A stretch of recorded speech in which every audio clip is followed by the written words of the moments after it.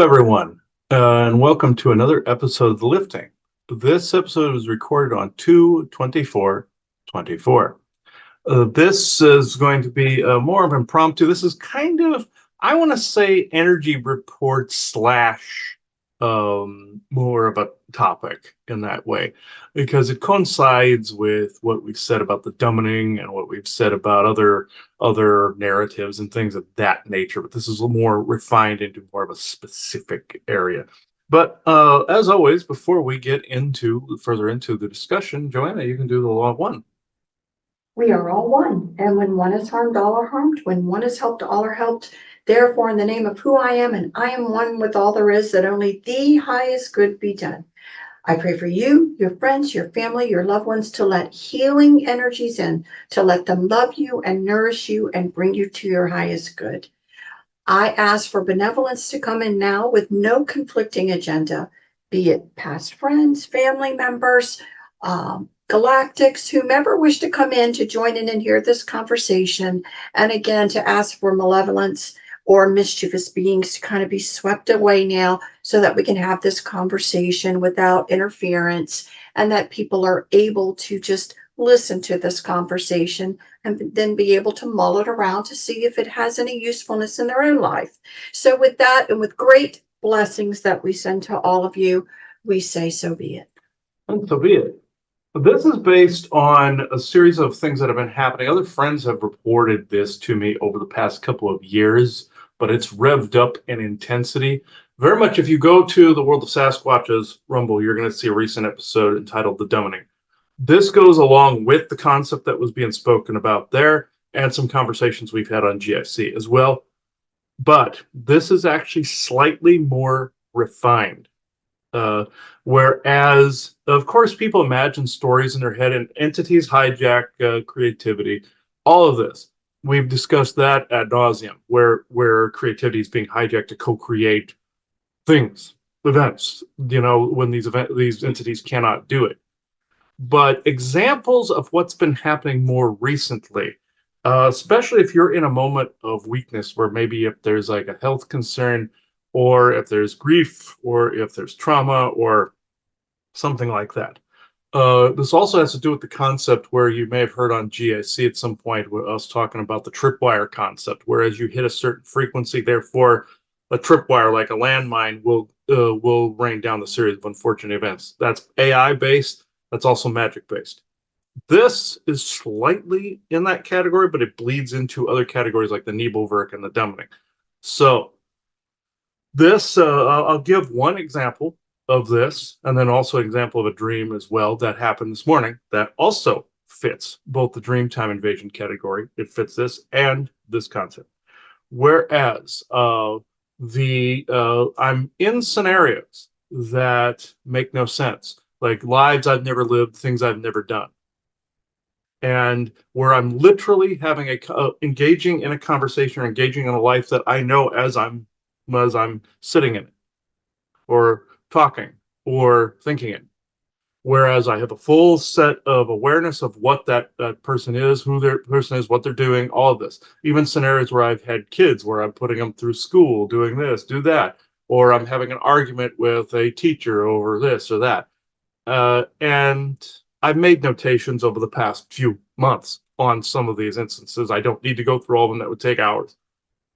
But this, and a friend of mine reported the same thing to me, where he was literally talking to nothing. And you're literally talking to nothing. And it goes through the creative center of your brain. And it gets dropped. You're literally in this scenario where you're just like living out these scenarios. And some people are probably saying, well, these are narratives that are dropped into your head.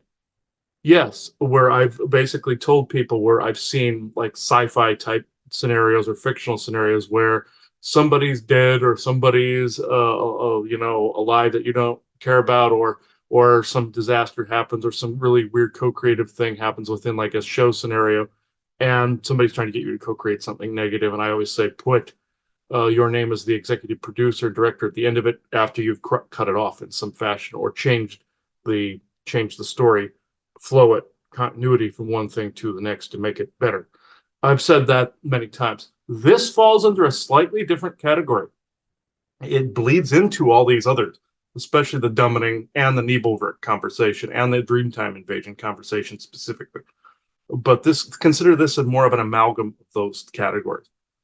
Where the one good example of this, and I notated this probably a few weeks ago, but where I'm in a scenario where I have a child that's being put through school, or this, a teacher is giving them bad marks. You're having an argument with the child, the teacher, the other parent, or you're discussing things, how to plan things out, like day to day stuff, regular stuff that people go through. But the issue I have with this is, where exactly is this coming from? I have literally scanned every bandwidth, also dimensional concerns, because people live lives in other dimensions. People live lives, like we said on another Sasquatch episode. Well, it's also the Dummening episode, where you can have other people that are part of your oversoul that are doing something here, that buffering something so it doesn't hit you, or they are performing a task that the oversoul is trying to finish. Um, like in the challenge Jeffrey Hunter gave us a while back, whereas he didn't accomplish everything on his list. Like also we were talking about on the best laid plans, the episode of the lifting.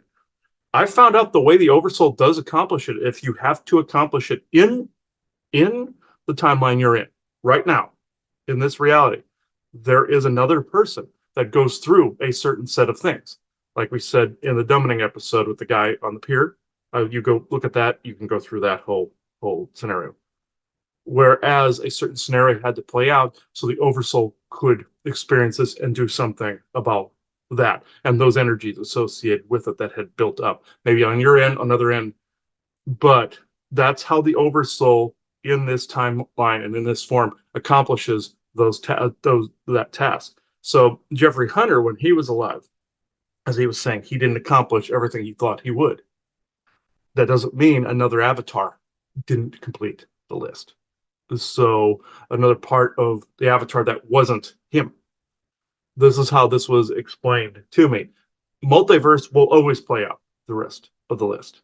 These other cells will, or these other aspects or people within the oversoul, will then accomplish these other fragmentary parts of the mission. That said, I looked into that concept for this, whereas you're talking to nothing, or you're living this other reality. I looked in multiverse. I looked at this.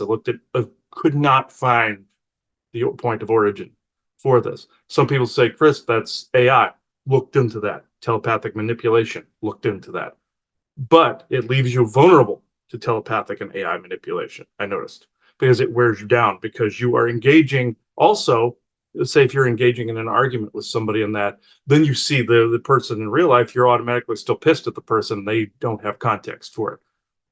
Negativity will take advantage of the situation, but I don't see that they are the cause of the situation.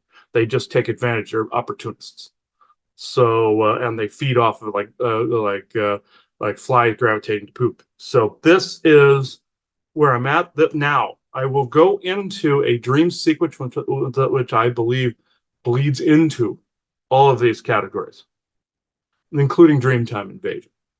And the irony of this what I'm about to say is not lost on me, since the full moon is tomorrow. That's also a lot of craziness happens around the time of the full moon, and your brain can get all screwed up. The water in your body gets pulled on, all these things. And when you exert energy on the water in the body, that affects the energy, whether it's negative, positive, just like the test they did years ago where they put the word hate in front of water and love, and it changed the water molecules. This is that concept. But in this, and that's not, the irony is not lost to me, because there are werewolves in the dream sequence. So it's not lost to me, the irony of the full moon tomorrow from the time of this recording. In this scenario, and I've run across, and I always tell people, if you're running from something or looking for something, you're being messed with telepathically. That's still true. In this scenario, we were in a resort, or heading to a resort. We had her grandson asleep. We had her, and I was there, and there was one other person I couldn't identify there, that had lighter brown hair and had shorter hair like mine. But I couldn't identify this person, so the energy was all wavy and everything. Hence the Dreamtime Invader, I believe. We drive up in this old car, like 80s vintage, 70s, 80s vintage car. Similar to the one that hit me, it was an 84 Mercury that hit myself. If people look up that design, it was like that. The Back in 2009 when I got hurt. But when we pulled into the space, we then were confronted with I saw these beings moving through the parking lot, and her counterpart, and including the person that was in the back that was not being decoded or translated correctly, was kind of slightly panicked, and there was another female voice I couldn't identify. These were obviously dogmen or werewolf types, but they had an elongated form, and the snout was kind of odd, but you could tell by the nose structure and face structure that's what they were. And there was a cat being with them too that was kind of slinking around the parking lot with longer limbs. They looked a little weird. Seeing the energy probably not completely right, but translating wrong. But anyway, uh, I said I would bilocate and go and distract them and get them away from there. And I did. I jumped out. I did what I usually do here when I'm doing sessions, and went out and started doing and distracting them a little bit. And they all came over to me, and then I played dead, and I could hear one of them sniffing, and for quite a while, going, how dogs will just sit there and do that to you for like an hour. So this is how it was, and it said three words. First two words were not food, and the third one was go, meaning they're telling the other ones to go. And that's how some of them talk. They have kind of a caveman essence to them in that way. Next jump scene was over to the inside of the resort, going into a hotel room, and then I was walking through a hall. We were walking through a hallway. We got separated, and I was walking through this one hallway, past several animals on the way in, past a goat, and past the severed head of a white buffalo that was on a dolly, which I thought was creepy, but it was alive too. The goat was friendly, and and creepishly I'm petting the head too. And I went up to the goat, which was very playful and everything, and was helping. Was scratching his butt and everything, going, hey, doing stuff like that. And he was smiling and everything, meaning that was a protector that was obviously in the dream. Hence, Dreamtime Invasion and Spirit Animal was helping out. And the severed head of the white buffalo, that's a Native American prophecy that tells of a new earth, essentially. But with the severed head, when one dies, that means there's a negative connotation. There's meaning somebody was warning me that there was something associated with Native Americans that wasn't quite nice that was in the dream sequence. So somebody was going the grotesque route with that. Now, getting into the current topic portion of this, I keep walking. There's a guy that's pushing his head around. I think it was the same one from the car. I couldn't quite decode him right. Kept walking, going to a room. And then all of a sudden, it's the next morning. And we're waking up, and she's telling me we're going to go around, using my ghost box on stuff like that, and going around to historical sites and all this other stuff we've been talking about doing, and saying that we found somebody to watch her grandson and we could go out and do these things. And I got really concerned, really worried because I forgot the ghost box. And I was kind of pissed, and so we walk out of the room, and I'm talking to her, walking out of the room, and I'm just in my underwear, except for some weird looking shorts that I probably would never ever wear. And clothes reflect what your mood is, or like in the Matrix, the manifestation of your digital self, like what Morpheus said, but it's the manifestation of your energetic self at that moment in time.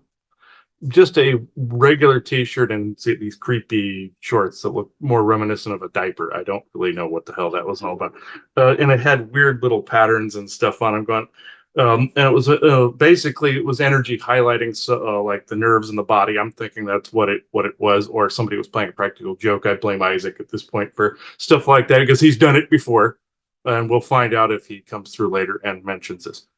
But kept walking and noticed you were going downstairs, came around and we're going down as I'm saying something. All of a sudden, the face began to change, the hair began to change, got shorter like mine and it just change. And then the person switched and started to look like me. And then I quickly realized, yeah, that wasn't you. That was, because Thorsden, Isaac's brother, looks like me. And he can switch faces and do stuff like that. Isaac does the same. He looks like me with red hair and a slightly narrower face. But yeah, they obviously they were there. The diaper routine was probably Isaac pulling a joke, and then the other one was Thorsden. So he was just being kind of creepy, and I was chewing him out for something of the whole scenario. But the way this makes sense too, what I mentioned in the very beginning, was the convoluted nature of having a scenario play out that would never play out, and including the Dreamtime invasion, including the message that was obviously being given to me, obviously for this episode.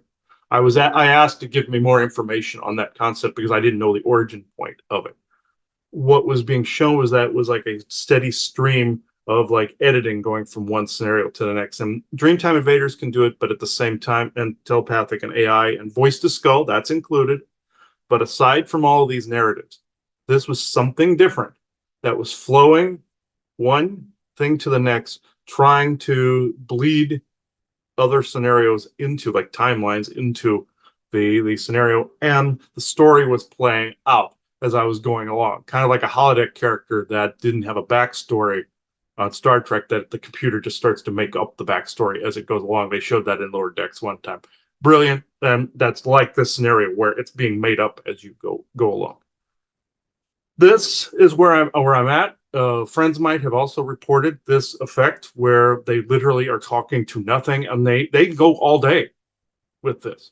And this is different than the normal narratives that are put in the head, and it seems to strengthen around times of the full moon. Which the irony is not lost on me that they're werewolves and it's full moon tomorrow.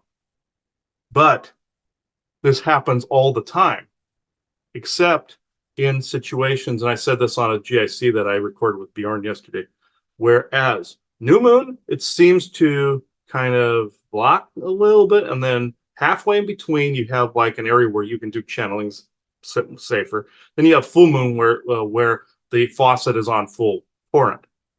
This effect, other than the dumbing, other than the rest of it, seems to be happening continuous throughout, and increase towards full moon and decrease as this goes on, like throttling, kind of like not necessarily just like a heartbeat, but like if you have streaming internet, that's throttling like this. That and also if you're file transferring on a hard drive from a hard drive onto your computer, and you get that throttling effect as you're transferring the file, that's the effect that it is. And one could argue that's a computer doing that. That could be the monolith that we were talking about in the AI deity episode of GIC as well.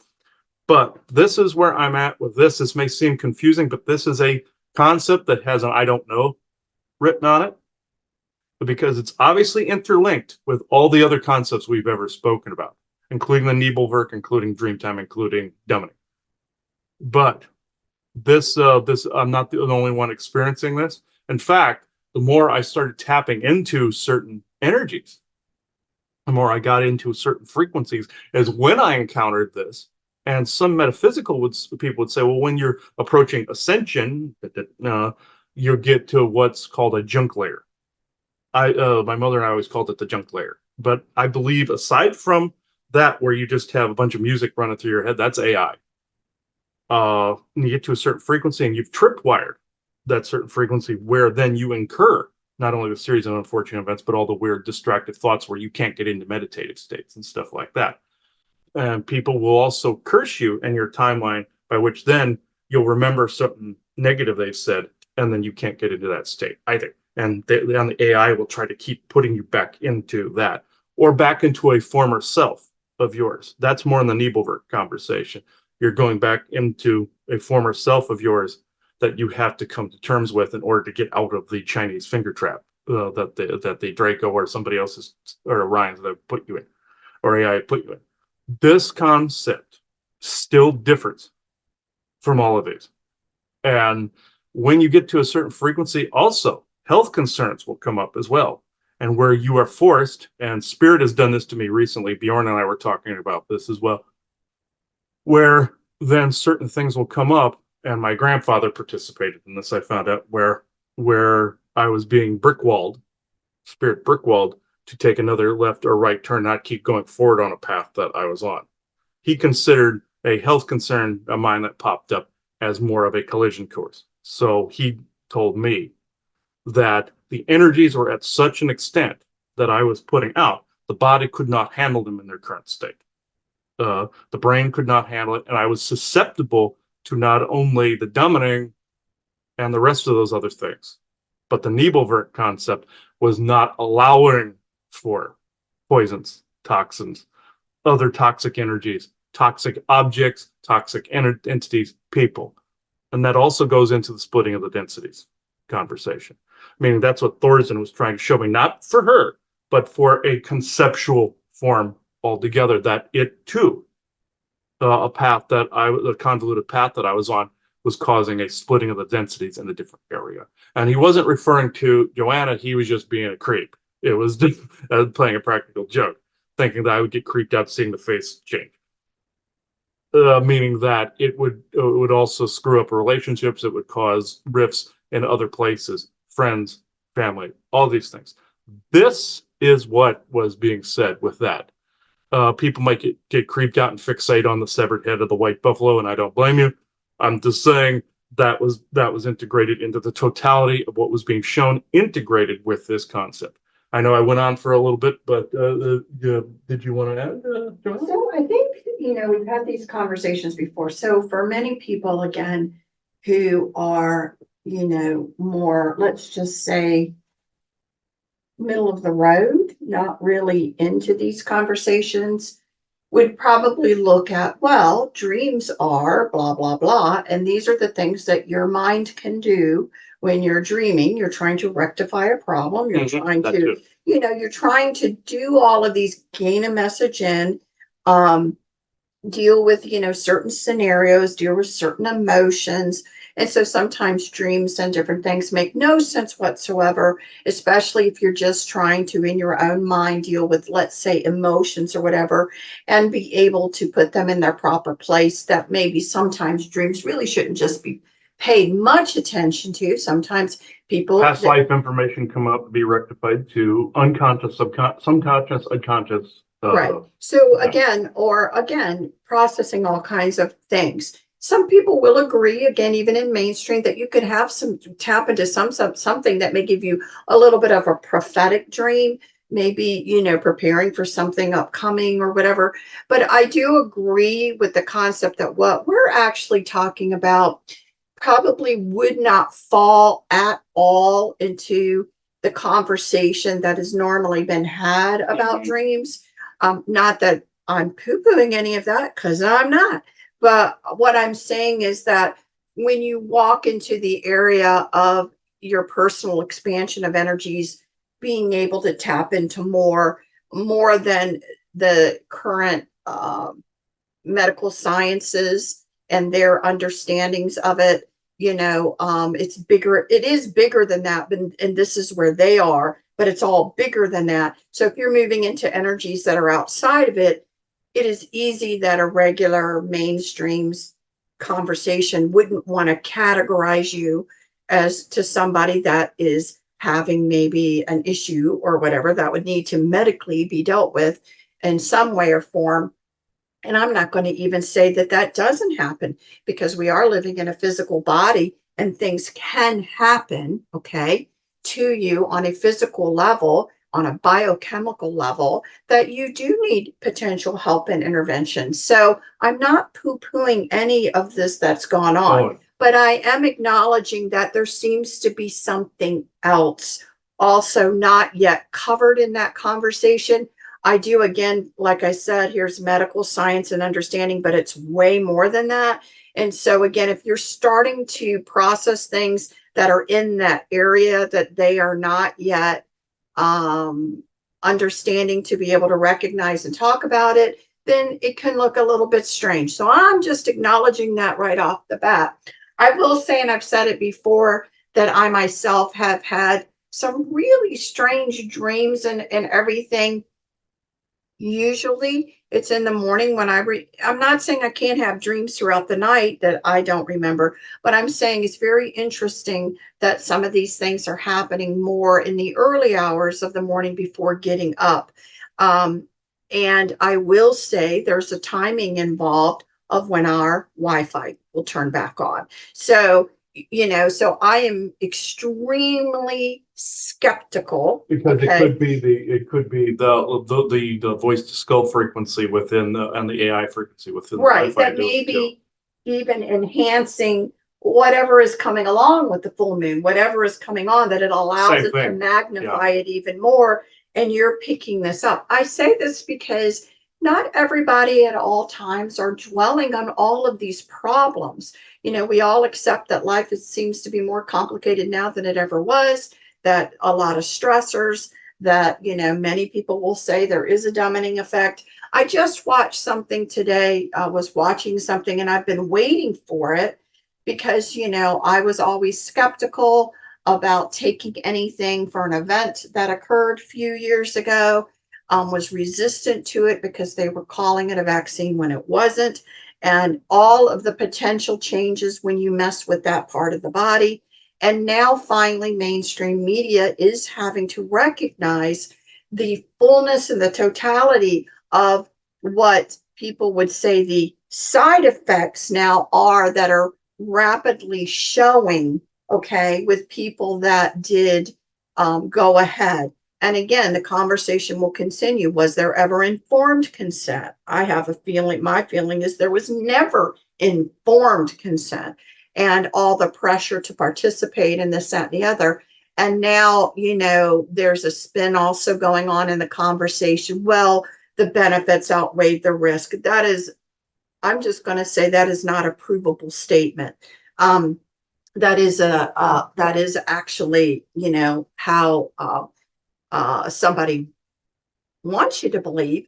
But but there are now people suffering consequences that many of us were seeing anyway, that now they're having to acknowledge. And how are they going to spin that conversation to make it okay?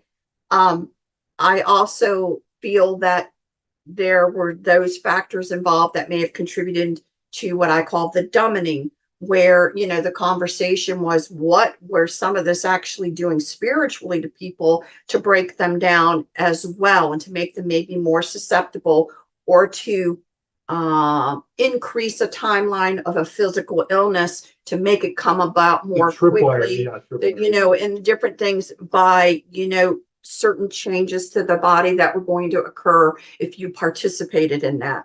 And so it can't be hidden. The studies are enormous and are done across country with millions. This last one was 100 million people. And so this stuff is now coming out for conversation, and it needs to. Now, I would love to say that all mainstream media is making it a topic of conversation. What they're probably going to do is just quickly touch on it and move on, and try to facilitate the conversation in the way they want it. Like, everybody should know, if you put anything foreign in your body, you're at risk for something. You guys can't be stupid enough to think that everything is safe. So, again, a mechanism of a way to blame the people that they pushed it upon for, for, you have to take responsibility that you agreed to this. And so you did it. You caused your own problems. So I suspect that kind of spin. So I know I'm deviating a little bit, because I do believe now, again, narratives, conversation, what they want you to dwell on, what they want you to co-create, all of these things are happening.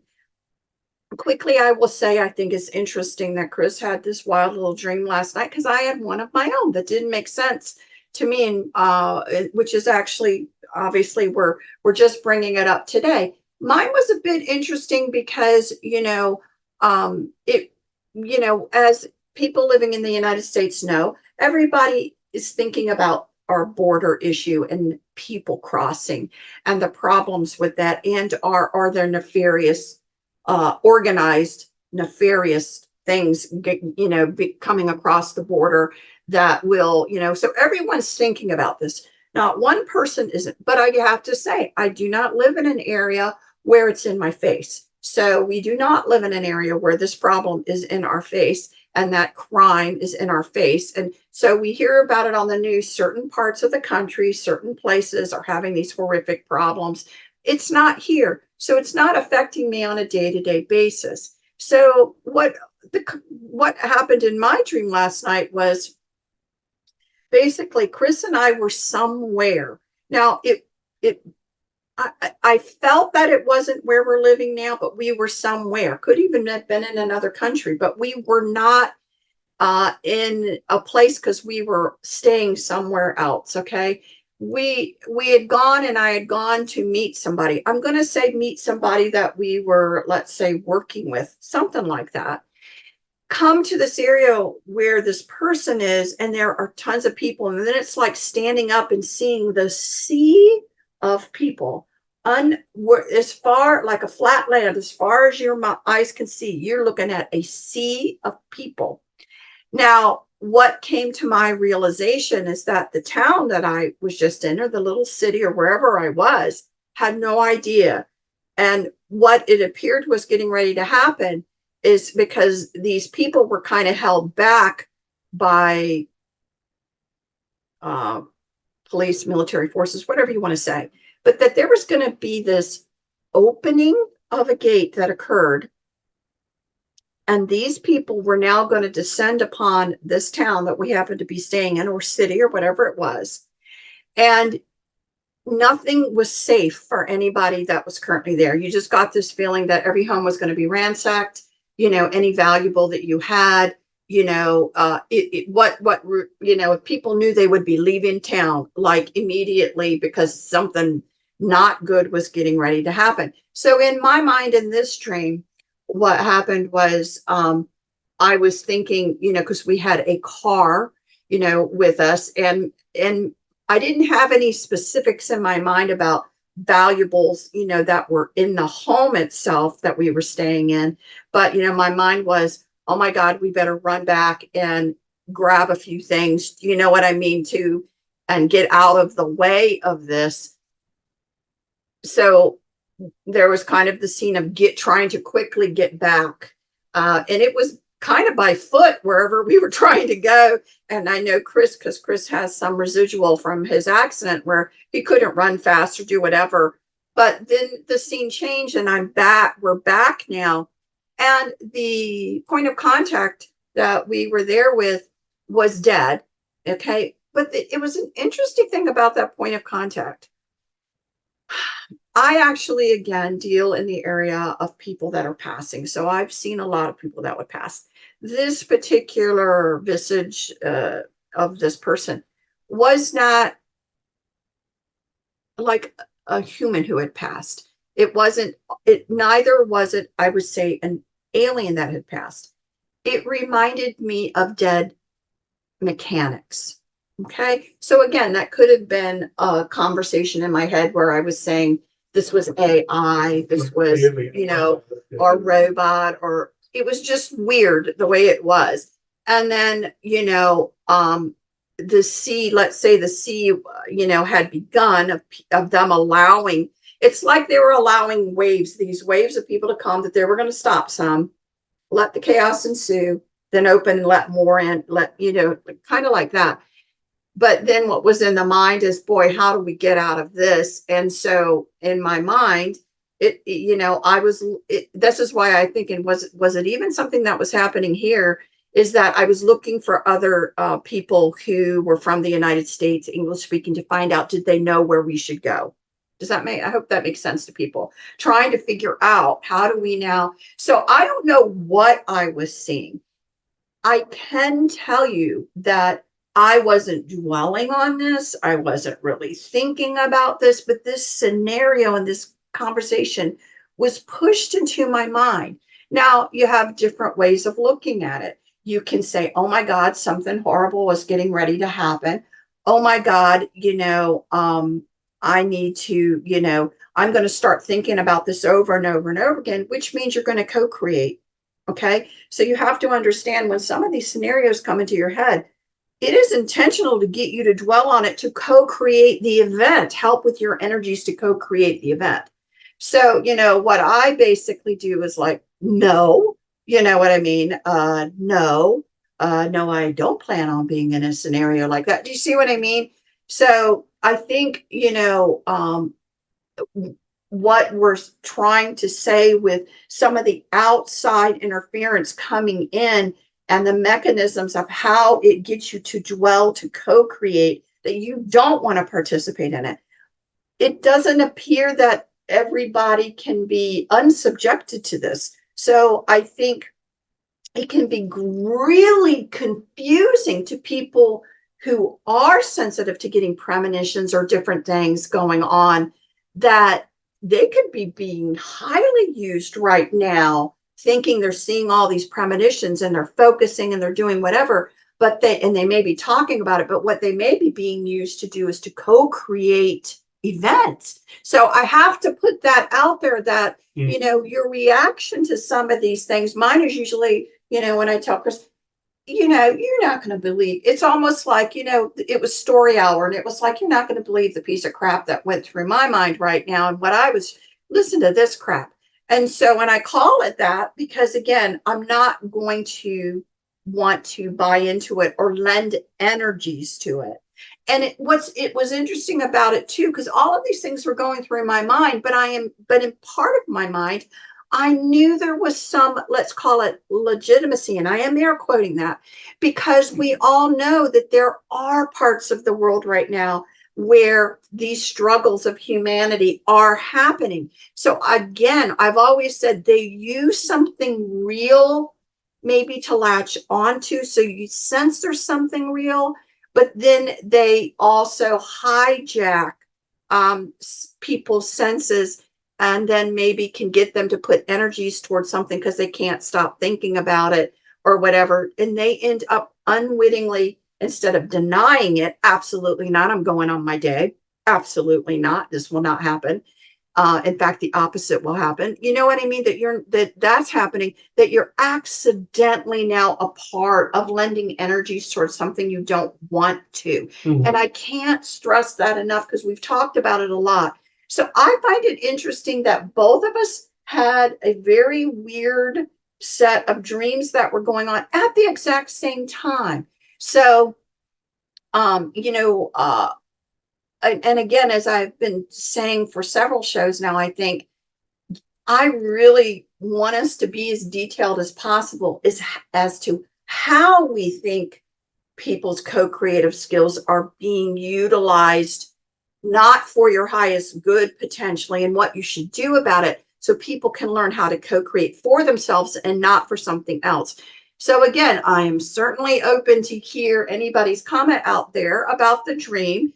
Am I even close to interpreting the reasons behind having it correctly? Is this a good example of how it's done, and what do we do about it? Those are the kinds of conversation follow-up that would be nice to have with somebody. Yes, and also my grandfather did explain a little bit about the tripwire effect, where you do hit a certain frequency. Will they time certain ailments, like I've said with implants and stuff like that, when you hit certain frequencies? Yes, but I didn't realize how prevalent both the AI and the magical curse tripwiring garbage actually was. I didn't realize that the more you keep going on a path, this path for truth, it tends to come back around on you in areas you're not expecting. And also in the dreams, yes, I agree. It goes from the unconscious, subconscious, conscious, whereas memories will come out. SSP memories have done that for myself. quite prolifically. And I don't doubt that there's some scenarios, some places we're seeing are part of that as well. I don't doubt that our brain is latching on to maybe similar scenarios and also abduction scenarios and memory wiped areas. What they'll do is they'll kind of vacuum towards each other and create an amalgam of crap after a while. Those memory fragments will just get glued together. I've seen that before because it's trying to fill in the gap of what was taken. And I will also one thing I will say is, and I said this on a show with Ryan as well. Whereas people think, oh, that was taken out of your brain. No, it was in a different brain because they put your consciousness in there and it decoded differently and encoded differently over there. You come back, you're trying to bring an encoding and decoding to a brain that never experienced it. I know people have a hard time with that because yes, you did experience it as a consciousness. You did experience it as a person, as a human being in this expression, but they were different brains. Except if you were just drawn as yourself to that scenario. I do want to put that out there because that is a concept that has come to light recently. You may be forcing your brain to encode in a way that it wasn't meant to, or a magnetic field will come in and encode it to a state to where you can have both worlds coexist. I've seen that as well, or you'll have everything come back as it was. It just depends on the person and why they're here. That's also intermingled into this conversation as well. That's another part of this equation that I didn't touch on before. But I know we've gone on a while with this, and since Isaac, I am assuming that you were the blurred face person in the dream that was creepishly in the back seat as the back seat driver. No, okay. Your brother. Okay. Well, your brother doesn't have reddish hair, but okay. We'll go with this for the moment. Thorsden was the one in that scenario. Yes. Okay. Is Thorsden willing to talk today, or is it you, Thorsden? Okay. I don't see him, but all right. Again, for our highest good with no conflicting No conflicting agenda. agendas. Yes, Thorsden. If you are willing to speak and there are no conflicting agendas, or Isaac, if he is unavailable, or both of you, shut up, Isaac. I'm not into three ways yet. Okay, you get in here if you're going to do that. Come here. All right. Okay. You were the one that was posed a question not too long ago, and you skirted it, and it was this. And it was this topic. So I'd like to know why. Do that. That is what I'm asking now. And true benevolence with no conflicting agendas. Thorsten, if that's you, cool. Uh, I know you guys like to play practical jokes on me from time to time. He's the drier one with the more drier humor. Isaac is like the clown. So the clown can be over here. Okay. All right.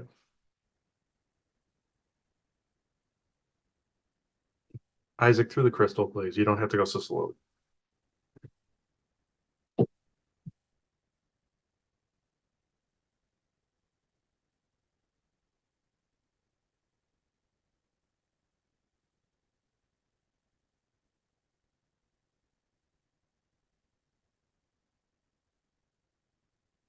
I laugh because I kid and because I can, but this will be the last of the jokes for this scenario, unless a bad pun comes to me at some point, as he says. So says him. In this scenario that you all have picked up on is something that has never been touched on. Other aspects of this have.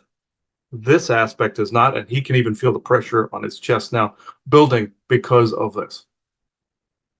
Some is AI, some is telepathy, some is your maybe even another aspect of self from the multiverse. All of the above is true. With this specific thing where you are talking to nothing or you're coming up with the stories like this in your head, other than imagination, other than your imagination being hijacked, other than dimensional. This is something that is hard for a human mind to comprehend when the energies that are coming through. And it has nothing to do with any false earth change agendas, climate agendas, or any of those earth changes. It has nothing to do with that. It has everything to do with one's own personal evolution and the tripwires by which that are being tripped by over very violently at times, I might add, by energies that surround yourself, are part of yourself. Also, SSP is part of this as well, as he said, and other aspects of self, other aspects and dimensional areas. But beyond that, it is mainly tripwiring. And tripwiring, the concept of this is, and you both have stumbled into this, and it can change your mental capacity on a dime. You get into a certain frequency where you're hitting either meditative frequencies. Series of unfortunate events is also the kind of the duh moment of the whole scenario. That's the external. Internal is where your personality even begins to change. May even reflect that of somewhere where you were in your past. SSP would be his, that it keeps hitting with this other Jekyll and Hyde type of scenario. But with that, the stories are being tripped by the fact that you are trying to proceed in a different area, and your mental capacity within this magic can be slowly rewritten. And it is not unlike what the Orions do when they put their own DNA into somebody, or when they put the vaccines into somebody, or what happened with COVID, where the personality changed a bit. It's not unlike this, but this falls under both directed energy and curse. Because say if you were in a jungle and you had a landmine that had a tripwire on a fishing line, like they usually would, like in Vietnam or any of those, Cambodia, any of those scenarios, and you were to trip that, one click usually meant arm. Two, boom. This is something that has happened once you you hit a certain frequency. That is the click. Once you keep going, that is a boom. That can turn into a health condition. That can turn into a complete mental state or mental breakdown. And if you're going through like a Nebelwerk type of scenario, it can be 100 times worse. This is a separate conversation. You've probably noticed this in other people, that even the unvaxxed, and COVID did this too, because they're essentially the same thing. The fireman was also the arsonist. This is what Orions have done on other planets, where they've created the virus to create the cure. This is a common tactic. You see your cabal do this. You see your pharmaceutical companies do this by creating the condition by which the cure they create as well. Even my brother, when he incarnated as Tesla, created the very platform by which you also fight things now. Unfortunately, he got integrated into the for and against. Also, your purple plate technology fights 5G. Yes? Yes. Created the antidote before he created the thing. This is something he has to deal with himself. But this is why he appeared, because he wanted that said. But people that also remain in these other frequencies, which is a good thing, will also see people deteriorate around them, or see personalities of people completely change when you yourself have time locked yourself into the frequency by which you are currently existing. Say if you were in a suit underwater and you were seeing all the sea life existing around you, and you are a saltwater fish, and you were in a freshwater fish in a freshwater tank, seeing the two worlds collide.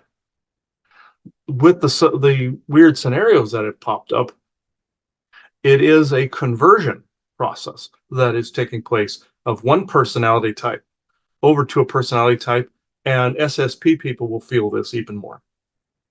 That's a clue where they've been, or alien abductees will feel this more. Anyone that's had their memory wiped will feel this a lot more. And this is an energy that is, if you could see this, would literally look like branches of a tree. Not unlike the Arctical tree conversation we engaged in on GIC, where it's the timelines that are touching and spreading further apart, like your Loki had the tree formation.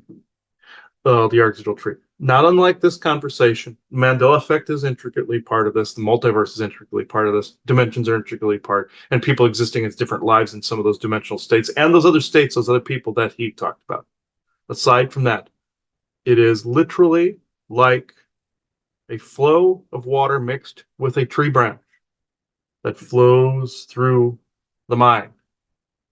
This flow, though seemingly natural, is 100% artificially based, but it is not artificial intelligence. It was generated dimensionally, but it is also not dimensional itself. It was a continuous signal or a continuous echo that puts people into echoes. This scenario then can change your personality over to an amalgam of, say, if you were SSP, it would be both of those personalities. Some personalities were vastly different. It's not unlike in your Strange New Worlds when Spock was turned into a complete human and the Vulcan was taken out for a temporary period, and those aliens didn't thought that there was something wrong there when he was a hybrid. No, this goes the other direction. This hybridizes personality traits. This is something you have not run in, that not spoken about. The best word I can come up with is echo. Echo, like if you went into the Grand Canyon and screamed as loud as possible, and it echoes back at you. This kind of signal has been ricocheting for millennia, but in this current time, and in this current, and I don't want to use any of the terms, the event, the awakening, all this other nonsensical crap that I know damn well was generated in the program. This echo not only carries with it ancestry, not only carries with it all of the above that you mentioned, the dumbing, which is something separate, but it still carries with it what it grabs. It is an echo of,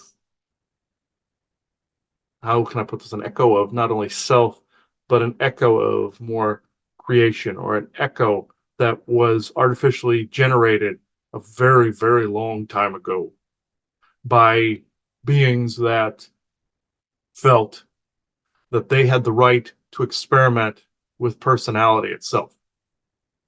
You have called these beings by something, a name in your metaphysical communities. They call them uncreationists, or universe killers, or something of that nature. This is not the topic. This is not the same topic per se. It is not what you're thinking completely, but there was somebody who generated this many, many eons ago, and there isn't a name other than that.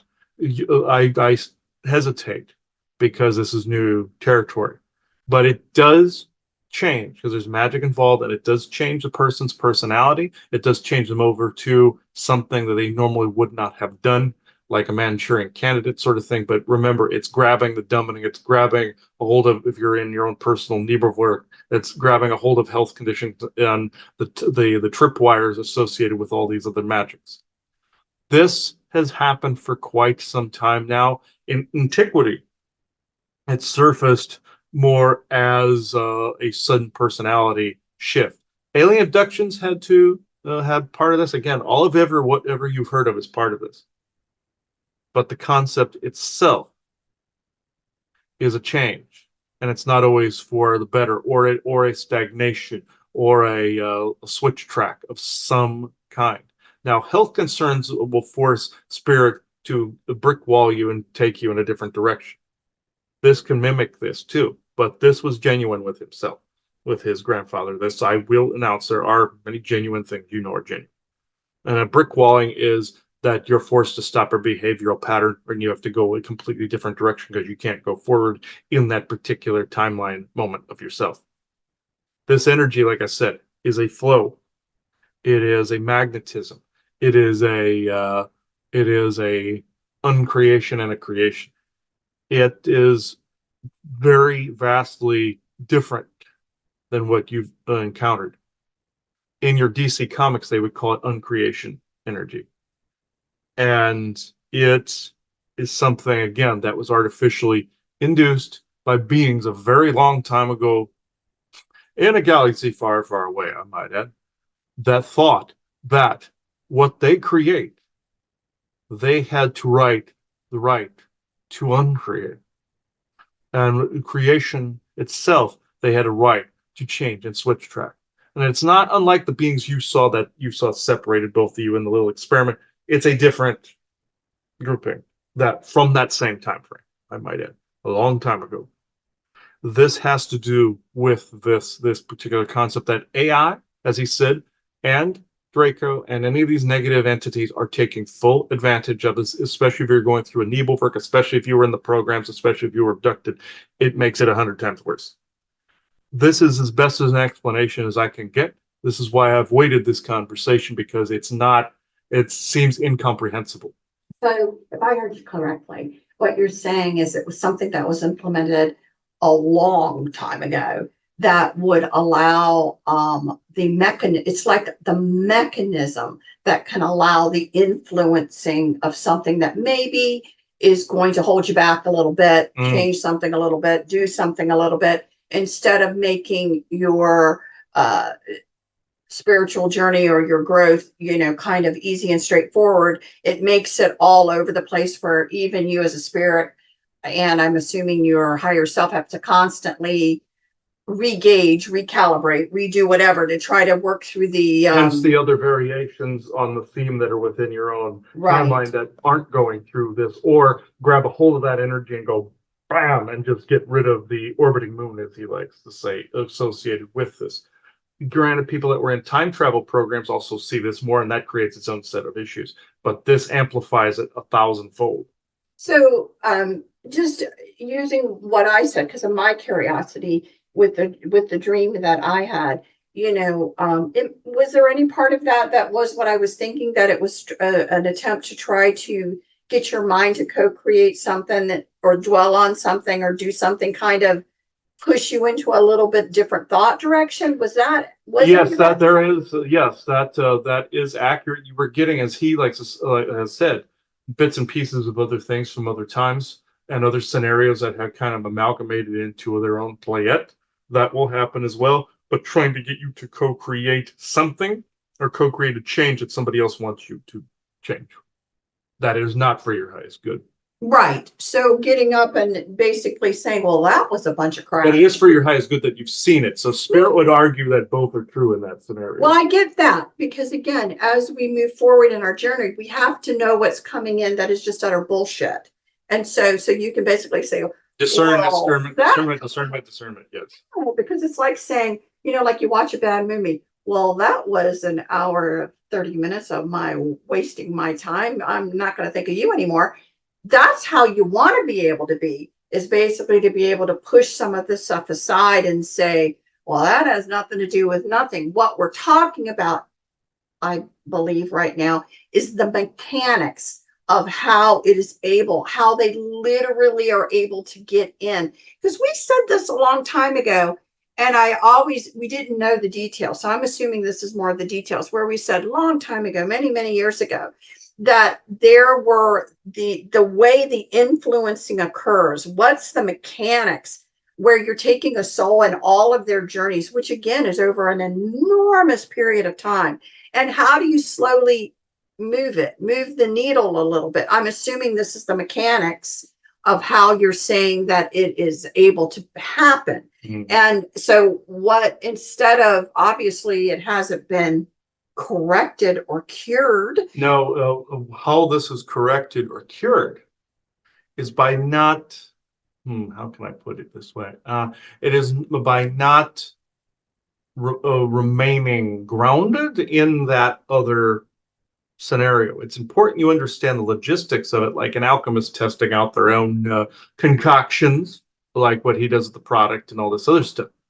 However, by catching yourself and regrounding into the reality you currently exist, into the expression you currently exist. Yes, search, look, but reground always here.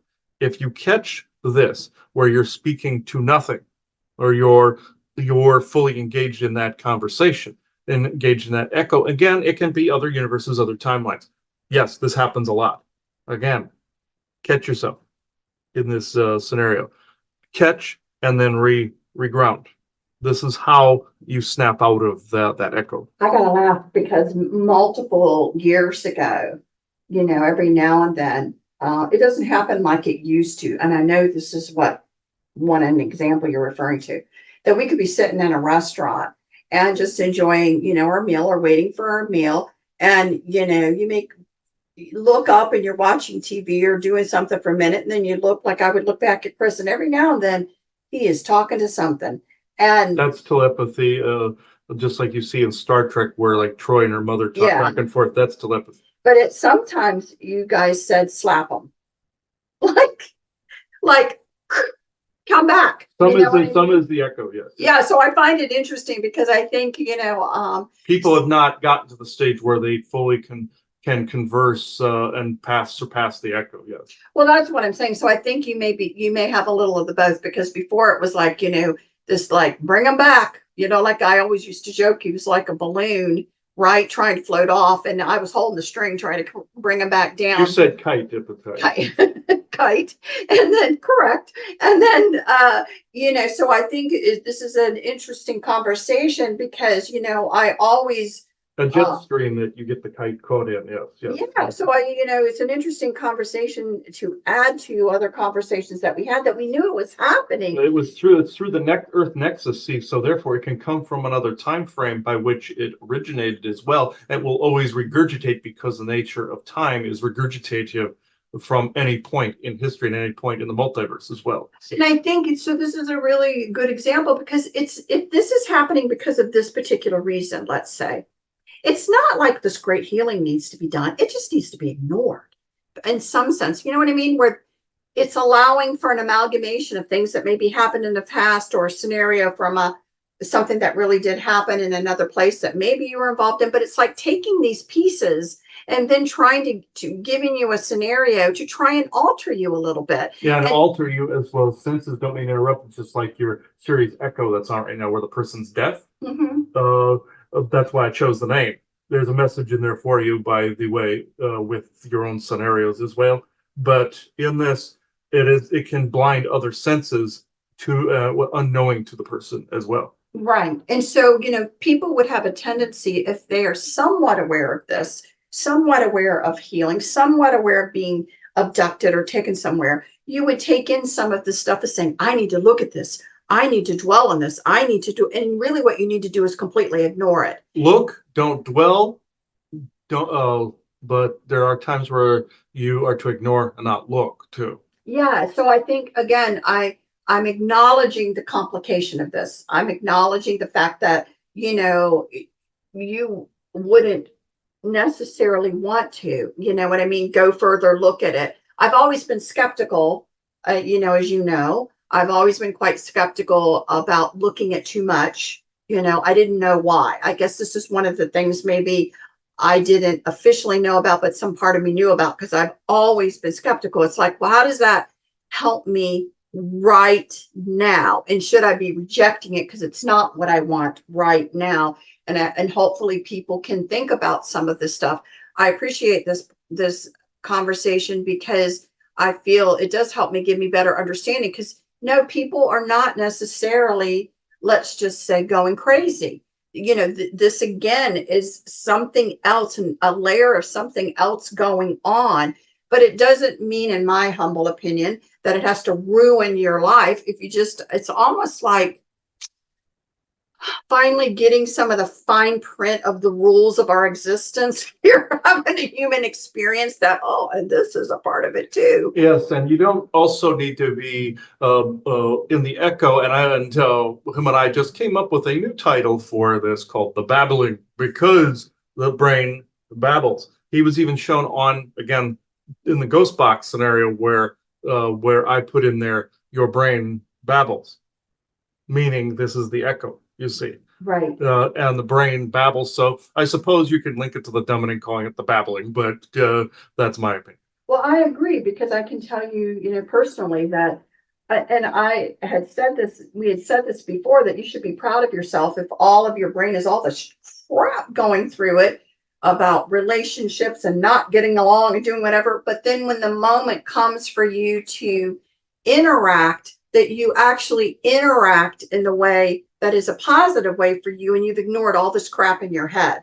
So this is where you want Yeah, to you can't go. ignore the good stuff and discard it and throw the baby out with the bathwater either. And this is also what causes his profusive downloads that I get fed up with. He notates things with a device that also has the AI tonnage in there that he has used for also paranormal research. This would also echo back the babbling whenever in use. So yes, it would cause a continuous back and forth, mirror, mirror, mirror, mirror, mirror, mirror, mirror, mirror, mirror, and it can then increase like a perpetual motion machine, and therefore you have the babbling. Right. So it seems to me if we would have to say, how do you maneuver your way through this one? That it would be, you need to, again, the word is being grounded, but being grounded, what we would include in what does grounding mean is what you want. Meaning, I want good relationships with people. I want to be treated well, so I treat others well, right? I can stand up for myself when I need to. I can do it in a way that I can get my point across and I can get it across to energetically defend myself. But no, I don't have to be shooting people, beating people, punching people. You're doing it that way. Depends on the people. I agree. But, in general, again, but these crazy, just everything scenarios would maybe sometimes want you to think that a conflict is going to occur when a conflict does not even need to occur. So, you need to ignore some of that. You really do need to ignore some of that, be grounded in the experience that you want. And again, the importance of being grounded in the experience of you want where you currently are, and having the relationships with your neighbors or people around you or people at the store, whatever, that are good, and you know what I mean. And again, towards an experience of what does more of a unity and understanding look like, versus I think things that are trying to pull you back to be what the TV's trying to tell you. We're all this lawless craziness, which is really what part of what my dream was. Like, here comes the lawless craziness right now, and to say no to it. It's not going to be that way. It's not the life I want. It's not how I'm going to conduct myself. However, don't be stupid and don't defend yourself. You can't keep turning the other cheek. You must actually assert yourself to the type of relationship, working relationship, personal relationships, boundaries. You must do that, but you can find common ground with many more people than you think. It's more of the regular people could find a way to get along, and you got to find a way to deal with some of these crazies that are in control. Yes, yes, and definitely do that and be grounded, but don't be ground up like you're shredding your own personality in the process. He does this because there is this other variation, let's just say, of himself from the secret space program, whereas there are certain tendencies that bleed through from there, from training there, which are there are good ones. You can take the good uh, and usage here, just like he does his sessions with the training that took place there. Good. What is not good is it turns into Manny faces from He-Man, where it flips. This is also the dominating taking place. This is also magnetic fields and other energies, and this echo or babbling that is causing the other to seep in. This will eventually fuse and become corrected. But people in the SSP have run into this exact scenario, but have not talked about this because they're afraid of how people would view them as either a perp, an agent, somebody that would have a handler, or somebody that would not be speaking truth. What if that other voice was some kind of sleeper agent or what have you? All of them question this. All people involved in the programs question this. And also what you saw in your dream with the upheaval and all this other stuff. This is coming from those times, whereas you saw plans in the background that some have come through to fruition, others will not. It's a variation instead of variables and variants that you saw back there and that are crunched up. That's part of that scenario. It's things that were witnessed and plans that were witnessed. Just like if somebody saw a filing on a desk or something and they remember the name, like the whole pandemic thing, they saw the file. Different than some of the other stuff that you were talking about, but it's still part of this echoing or this babbling that's taking place as well, because the mind is coming to terms with decoding the other encoding, decoding scenario from back there. It's crunching the numbers, basically saying this reality is different but the same. But the similarities, and the differences are equals, and that and the brain is trying to calculate. It's like the holographic doctor in your Voyager, where he ran into a scenario where one person lived and one died, and he was going through this babbling scenario. They said it was a recursive error in his program, and they tried to erase the memory associated with it. The same goes with some programming. Sometimes you take the memory associated with it, so the programming vanishes. Just like your Rutherford character, where he had in Lower Decks, where he had the other part just delete himself because it was causing a recursive error in his own personality.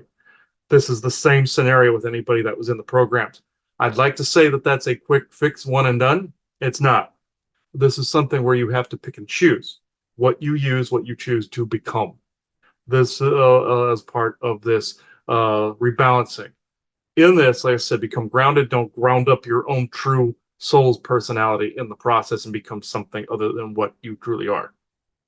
Well, thank you. So, there have been some subjects, again, the Secret Space program is one of them, that Chris and I haven't spoke about much, because our goal is to contribute into the conversation in a positive way that promotes healing. And we've been at a loss. I think this, for those people that are involved in that, hopefully this conversation today will give some better understanding. But, the importance is to, again, ground, look at your life right now, be able to be less influenced by all of that, to be who you are, to move forward. And that is success. And it is not, again, a popular stance, but the triggers and the different things that are there to pull you back and to change your personality, they are great. And again, there is no current, as you said, cure or answer to some of this. So hopefully you get something from what we're saying, something will click and make sense of what you should be focusing on, and help you be able to look at this and reject some things that are going on in your thoughts to be the person you want to be right now. And as you're saying, not be pulled back into personality traits that really aren't who you are. And again, then you would be co-creating ineffectively for somebody else right now if you were doing that. So I hope it gives you. So I know we've talked a while. We want to keep this balanced and short. Anything else you want to say before we go? Yes, you said short as well, because he was actually correct. I did put a diaper on him, but that was actually a poof joke. But with the creepy patterns on it, he was right. I was actually showing him some stuff with his leg, and this is actually context. There's some issues with his leg, and these were things bleed through from back there. These were injuries from back there, the knee included, but it attracted a scenario. Let's see. And that was also SS people trying to retrieve him. His grandfather lovingly put a brick on that. But the thing with his leg is an echo from that time. You've heard of phantom PTSD, but you've also heard of phantom injuries, where else he had marks on his arm that started to reflect weird stretch mark burn patterns as well. After a while, and back there, he had to have his arms healed from a horrific burn injury on another world. Let's see. So, with that said, the same is with the leg. This was a horrific gunshot to the leg that had more of a rip tear effect. It's an echo. These are the echoes from this time frame. It will wink in, wink out, wink in, wink out, but the memory of it is associated with the injuries. Therefore, when the memory is rectified, the injury disappears. Just like with the arms. This is why you always see them itching. Itchy over here is itching the wound that was from back there. Also, from the surrounding energies, it's making it amplified. This echo, the dumbing, all of it is making it amplified, and therefore he's turning to itchy. So this is it's also the energies of the technology as well. I'm not completely dumping on it, but the thing of it is, I did the whole thing with the whole. If he always comments it feels like he's wearing a plastic diaper because of the nerve messed up, the sciatic nerve. That's what that feels like. So therefore, I figured I'd play a joke on him and put a diaper on him in that scenario. That the fact that he also has gastrointestinal issues. Uh, so I will throw him under the bus for the final words in this. This is where I add humor to this. This causes the grounding more to take place. Hence the name that I have chosen, Isaac, he who laughs. So, so this, uh, so this is why I do the things that I do, because he himself and my brother and others played practical jokes on me in the Dreamtime scenario for him by turning me into a giant slimy bug that had crap all over, dripping off of me. And he thought that was my bug version. And I said, no, somebody is making fun of me. So we just do this back and forth all the time. So, and you got to look for those too. Usually it's clown imagery or some, like he had the weird cloud pattern on the diaper. So that's why I did that. So, well, I will cut this off at this point in time. Thank you, everyone, and blessings.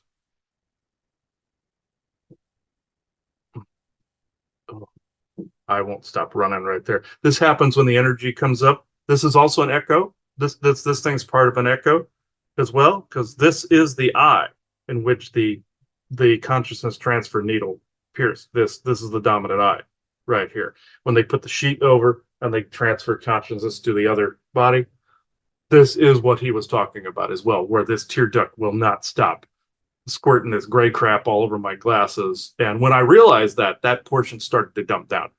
But then this happens when I access certain energies because echo. So that's what I wanted to bring up. That's why people keep asking me why I'm doing this. That's why. And that appears during sessions. It also appears because of past life echo information as well. Things that are mirroring things that need resolve. And dreams are supposed to be the resolve of the dark night of the soul. Dreamtime invaders try to get you to do anything but. To try not to resolve these things. Hence, they're opportunists that will try to delay and stagnate. Some are part of nature, like ghouls. They clean up death energy. Other ones are just assholes. So that's our routine on that topic. We've discussed that ad nauseum, but it bears repeating. So, Joanna, do you want to add anything else? No, I hope everyone thought this was an interesting conversation. Okay.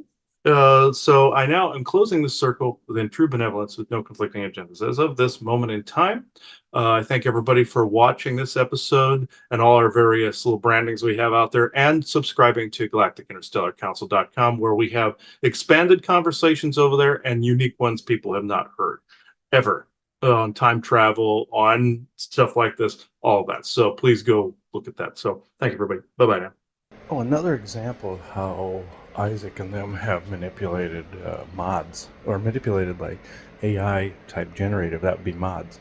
If you look at the original New Vegas recording me and Ryan did, we always asked him to do something in the game that was associated with a message. And the original one in New Vegas was, Fallout New Vegas was where it had to do with both alien and military abductions, basically saying that aliens came first. You see aliens first, and then ultimately it was the military abducting it. That's what the message was in that. If you go watch that, it's kind of choppy because the connection wasn't great, but you'll see what Isaac was trying to say. That it was actually them doing abductions at the time we were recording that, and overall message in generality. So I'm going to stop here. It is 9:02 a.m. Eastern Standard Time, Saturday, February 24th, 2024. Thank you. Oh, another thing that's been inserted in the head is all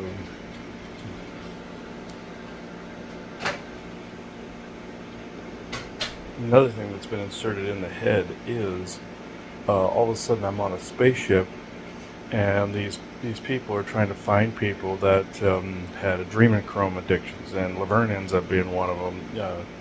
Not that he willfully did it, but people inadvertently did it. There was a story of a woman that went to the doctors and wondered why her body was falling apart, and the miracle drug that she'd been given was an adrenochrome test, and she ended up ultimately dying. I mean, that could be a passing story, like these narratives, but then I'm yelling at the doctors like, find a cure, find a cure, find a cure. Oh no, we've tried every variation, we just let them die. I was like, well, no, that punishment's reserved for the worst of the worst, the ones that actually committed the crime. And adrenochrome is essentially that race from Babylon 5 that basically became immortal, and the last one told humanity they would have to basically eat each other to become immortal. That's the secret of it. But in this, or in Jupiter Ascending, where you see them basically looshing whole planets and collecting the soul shards, but I would yell and even put a gun to the one person's head. They were completely unwilling to try to find it, saying it was impossible. Oh, it slowed down all biological processes, and the body became fully dependent on it, which is true for adrenochrome. And could have pulled off my knowledge of it, and AI could have. But then I was threatening to basically torture the guy if he didn't do anything, and ended up spacing him, shooting him and spacing him out in the airlock, like you see in The Expanse where they space people. And that's where that ended. But that just happened. So I'll add this to the show. But it's pretty creepy. So there's some recent celebrities I saw that had adrenochrome withdrawal. They tried to say it was a form of dementia. I'm not going to say the names, obviously, but it's the same thing that pops up because they're being denied adrenochrome. So that's what I scanned and looked and saw that. So also another form of this babbling is OCD behavior. This is why we created revocations for OCD behavior, revoking OCD behavior, because of the fact that that's part of it. People's brains actually have to have certain things aligned, just like books on a shelf. Labels have to face them. Do things in threes, even though people thought that was holy, which, remember, Ryan's can bastardize that. And opportunists, like what was said. And also, my mother would keep dust on a TV screen on Hartley Street and also on a black glass TV stand, because any little deviation, she then had to dust the whole thing. It was anal retentiveness, so I would go over and make a smiley face on the screen. One morning, she woke me up at 5:30 a.m. and said, "Clean the motherfucking thing off." It drove her crazy. Just like I had games sitting on a shelf where I would just pull one out just to mess with her. And she would always take 3 sips of water, do things like that, and I had to break her out of that. She's like, well, I'm being told I have to. That's abuse of this babbling or echo. So, see what I mean? It's good to do things in patterns, but at the same time, you don't want to always do things in patterns, like the Muslims with the constant prayers. True benevolent source creator hears you the first time. You don't need to do 50,000 of them. Just like any of the cultures that do things in repetitious patterns. Like with the Tibetans, they'll do it for meditation, to keep the mind occupied. That's the good side of it. Keeping things, doing something like in a religion, like Christians are always having to be afraid of not talking about maybe the Jesus story not being real, because they're thinking they're going to be smited by some god somewhere. That's a fear pattern of OCD. That's a fear pattern that is also part of this babbling. So, you see where I'm going with it? So, I'm going to end that there, but I know Isaac just got done saying don't do these, and I did one of these. So, something is forgotten, I have to notate it. So, I suppose I don't have to, but you know what I'm saying. It is 12:26 p.m. Eastern Standard Time, Saturday, February 24th, 2024. Thank you. Oh, when Isaac thinks that I'm actually doing the babbling too much, he'll put a circus carousel around my head with gears that turn in opposite directions. It's a geometry of trying to realign, essentially. And I hear that circus song from The Simpsons, that do do do do do do do do do do do, like when Homer basically says, "Okay, basically that's it. I'm going to clown college." That. So that's what the reference is for. So if I hear that song, it creates its own loop, but it's a distractive loop, like what Tibetan monks do when they just focus on just an action. That's what they're trying to get rid of, is the babbling. So this is what I wanted to clarify. So it is. And he goes like 3 or 4 tiers, with gears that go in opposite directions. Essentially, that's etheric realignment. When you see the gears, when people use that in healings, and also Mandela Merkaba type of alignment. Essentially, he's making it look like a friggin' circus carousel with the horses and the little unicorns and the like the old carousels that sometimes they have the dogs and the cats and all the little porcelain or plastic Bakelite characters and stuff like that from that time, or the porcelain ones from a while ago, things of that nature. So it is, and paper mache and all that crap, circus stuff. So it is, and amusement park stuff. So it is 2:20. There's 2:20 p.m. Eastern Standard Time Saturday. It's 2:20 Eastern set. Damn it! It is 2:20 p.m. Eastern Standard Time Saturday, February 24th, 2024. Thank you. What I find interesting is also disclosure and integration of different symbols, shapes, things of that nature. I made stickers on our store for GIC through Printful. That's what I go through. That's the shirt I'm wearing here. This guy. And what Joanna pointed out is some of the color schemes I went with were Tibetan color schemes. Before them was Tartarian color schemes. And who uses Tartarian color schemes? Both the military and Star Trek. So, with the loud colors like this. So I was instinctively doing that, and also the evil eye images that I saw pop up, or the eye pointing outward. It's a symbol now, but it is a etheric protector. So somebody integrated that in, like selling salt lamps, for instance, at the store. Somebody was countering them also selling Ouija boards and things of that nature, because that salt counteracts things that would come through those other sources. See, so it's faction versus faction. You're seeing, boom, boom, boom. Somebody benevolent, somebody malevolent.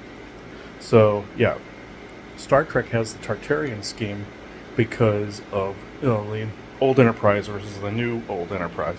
Just like Boimler said, old ship, new ship, old ship, new ship, first ship, second ship, kind of thing, in Strange New Worlds. Granted, they basically, their excuse is temporal Cold War, but you see where timelines got shifted, changed, things erased, changed. That's also Tartarian. So, yeah. Some people are probably thinking, red shirt, really? Protective color, warrior color, also that's why I cover screens and crystals with. Crystals that have been either infected or gazing balls or crystal balls. I cover our TV that way, I've said that before. Like the Seeing Stone in Lord of the Rings, where Gandalf covers it and said, we don't know who could be watching. That's why. It's an old witch's trick, too. This, and also I have black like the pirate flag here. I may make a pirate one at some point as well. But these are our protection symbols. You see these pop up. The Merkaba, and here. The disclosure there, also people have integrated into these templates that you find. Even Viking imagery, preserving a culture, but it's very popular now. Anyway, I've seen Thor, I've seen Odin, stuff like that on there. So these things are popping up. I know AI is synchronizing that up, so I see it too, but Spirit is as well.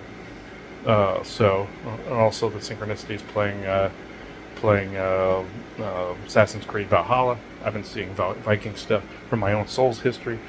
This is also, Joanna pointed out, I also have another one. There's one that was Starship Yellow. Obviously somebody was saying Captain Kirk.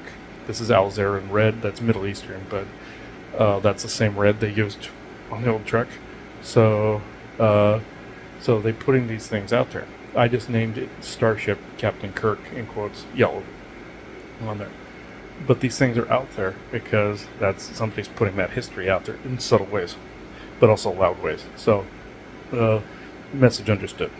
So, I'm putting that out there, and I've been advised doing no more of these little recordings, like what Isaac was saying, the babbling. So, there's triple threes, there's the triple trinity kind of thing. You see where the AI is getting involved, folks, after a while, with the babbling. That's where it integrates. So, with your 11, 11, 2, 2, 2, 2s, 3, 3, 3, 3s, and 4, 4, 4, 4s, 5, 5, 5, 5s. You know what I'm saying. So, it is 2:31 p.m. Eastern Standard Time, Saturday, February 24th, 2024. Thank you. Oh, Trek switched to the colors after a while to get rid of the red shirt stigma. But when the new series, as the new Trek came back out, they reintegrated it. You know, the red shirts always die. You know, just like Family Guy said at one time when Captain Kirk was announcing, "Oh, I got Dr. McCoy, Captain or Commander Spock, and Ensign Ricky," and he went, "Oh crap!" He was wearing a red shirt. That was the joke. Seth MacFarlane is into Trek, and he's even been in Trek, and also Orville, all that. So, just wanted to say this negates the joke because it's protection. I know it's an oxymoron from the Trek standpoint, the old original series standpoint, but it is what it is. We even joked in the episode The Apple with the evil AI that's in it, ironically enough, and well, some friends of mine and I joked that we see all the red shirts walking around. We always see, "I foresee death in your future," and then one blows up because it's like a landmine. That apple red, meaning Garden of Eden, but and the AI or snake that was introduced, that's what Roddenberry was trying to say with that, and overbearing AI stagnating a culture. But the red shirt joke now has been negated with this, just in case Trek people, Trekkies, Trekkers, see this as an oxymoron. Also, difference between Trekkie and Trekker. Trekker, somebody who cosplays, somebody who likes a show, etc., etc. Trekkie, occultist type that they formed a religion around. I always thought William Shatner was being a jerk, but he was actually justifiably correct with the that other group. I didn't know about the other group. So, two types out there, which shows how it can go out of control in its negative yin-yang polarities. One can go out of control, one is fine. It happens, the duality seems to be everywhere with that. So, it is 2:34 p.m. Eastern Standard Time, Saturday, February 24th, 2024. Thank you. Oh, and Cavalryman Civil War also had the color scheme that they had. Then red would be armory, gunnery, cannon operator. Yellow would be command. Blue would be medical. That's how they did it then. And some of the current military do little pips that way or little badges that way. And the cavalry had it on their shoulders. So that's another area they got it from, was U.S. cavalry and cavalrymen in the old Custer's time. Also, Scotty's shirt is red too, but he's more security. He's the chief of security. Well, he's sometimes chief of that, but he's also chief engineer as well. So they flipped it to have security be yellow, like in that area, like you see in lower decks. So he was also a war veteran, stormed the beaches in Normandy, lost one of his middle fingers. That's why you see a hand model for him in the old Trek. Those aren't his hands. He lost one of his middle fingers, I believe, on his right hand. He got shot off at Normandy. So he was already in like a soldiering position, warrior, red. So I think that's interesting myself. But also, what's funny is my mother, Laverne, and little Kieran think this is orange. I think they're blind. It's labeled Elzer in red. Because I wore another shirt, this one. They seem to think that's a shade of orange, not a shade of red. I see where that kind of is, but this is bright red. They're probably screwing with me, but I looked at it and said, orange and blue. Like, no, it's red. No. So, we're going to see. I'm going to ask his father on that one. But it's labeled Elzer in red. Middle Eastern red, Tartarian red. So, just like the Tibetan flags, protection flags that I towed there in the yard, and I talk about. Look that up on dharmashop.com. You're going to know what I'm talking about. They're interesting. So it is. They're good. So it's 2:49 p.m. Eastern Standard Time. It's 2:50 p.m. Eastern Standard Time, Saturday, February 24th, 2024. Thank you. Okay, another example of like that babbling. South Park, if people remember, where Stan and them would make Cartman sing the rest of the lyrics to a song, they're like, watch, he can't not sing the rest of it. I'll say a piece of it, and then sing a piece of it, and then he'll have to do the whole thing real fast, and he speeds through and goes, I didn't even get through the whole thing, when they want to fuck with him, so if he's being a dick or an asshole or something, so, because he's one of the most manipulative characters in the whole series.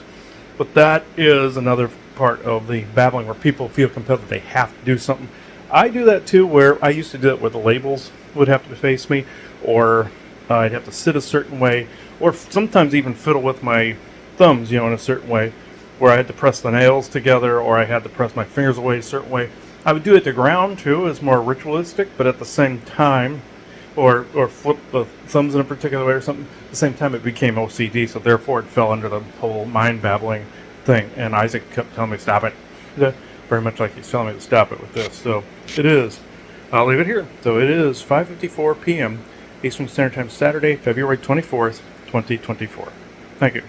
Another OCD that I've had is there's this weird, chewing that comes up. SSP veterans sometimes have it. Stroke victims have it.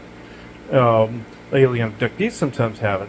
And also the energy meridians in the jaw, when they get clogged, that's when you start chewing like this, because you're trying to release the energy around. And then somebody is trying to squeeze out a straw or a tube or something like that. This is interesting. And also legs too. I do a weird leg crossing and toe thing where I do this weird unified, toe bending. I'm trying to also release energy in the foot and reground, but at the same time it becomes OCD. Also the aliens that were mentioned in that program, in this program you've seen. I compare them to more of the first ones on Babylon 5, where you had first ones like Lorien, or the first one like him, and then you had the Vorlons and Shadows in this. You want to see the reference, go watch the show. It would take too goddamn long for me to go through it. Maybe that's a show at some point. I'll see if Ryan's up for that, or Richie's up for that, or somebody's up for that, because or Bjorn's up for that, because I think that would work out really well. And yeah, this is oh wow, mind wipe. Yeah, when I mentioned that, some people will think I'm referring to the Anunnaki or Builder Giants. I'm not. I'm referring to the ones that actually were more architects of creation itself. That came from, if you watch one of our talks with me and Joanna about the map of creation, whereas they go from energy, celestial, to physical form, like the Titans did for Earth, that's who we're referring to. Then also you have giants that were workers like Nephilim that would build on Earth, and also you have the Anunnaki that did the genetic engineering. We're referring to the earliest possible thing, like the first ones in Babylon 5. I wanted to actually clarify that. So if people were thinking, who are we meaning? Creator, Council, who are we meaning? Now, Odin and Thor and the rest of them, were they around at the time some of those beings were? Yeah, in some form. Yeah. It was millions of years ago versus just hundreds of thousands. The other one was billions of years ago. So, yeah, Thor and Odin then still fall under Anunnaki, but it was millions of years ago where I saw them sitting around a council table trying to see if they could get around the Ragnarok. And they couldn't. Talk about fated thing, like in the other conversation, fate, like on GIC. It was a fated thing, destiny, yes, because it was a temporal crossroads. That's what the Ragnarok was. Asgard survived, obviously, but still, the physical version of it that was not the dimensional version blew up. And that was one they call Maldek. That's a reptilian word meaning ours conquered, our territory. Kind of like Maldek. Like Shadrach means fuck in their language. It's another explanation. Shadrach would be fuck. Maldek would be ours, mine. Like a kid going mine. And on Babylon 5 reference, one of the Narn that Sheridan helps out escape from an alien abduction scenario. They look like Greys. He screams Shadrach in it. Another reference. Again, I could go on for that for hours. I want to do a show set on Babylon 5 at some point.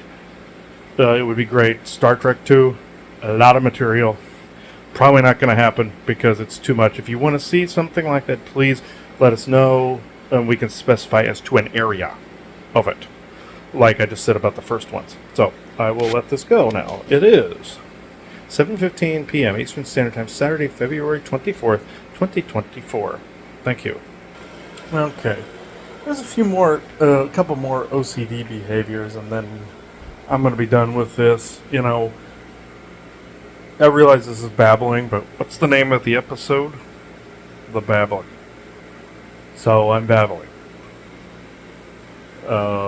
This is a rare opportunity that I get to actually go on, and I should not, but some of these weird behaviors people pick up.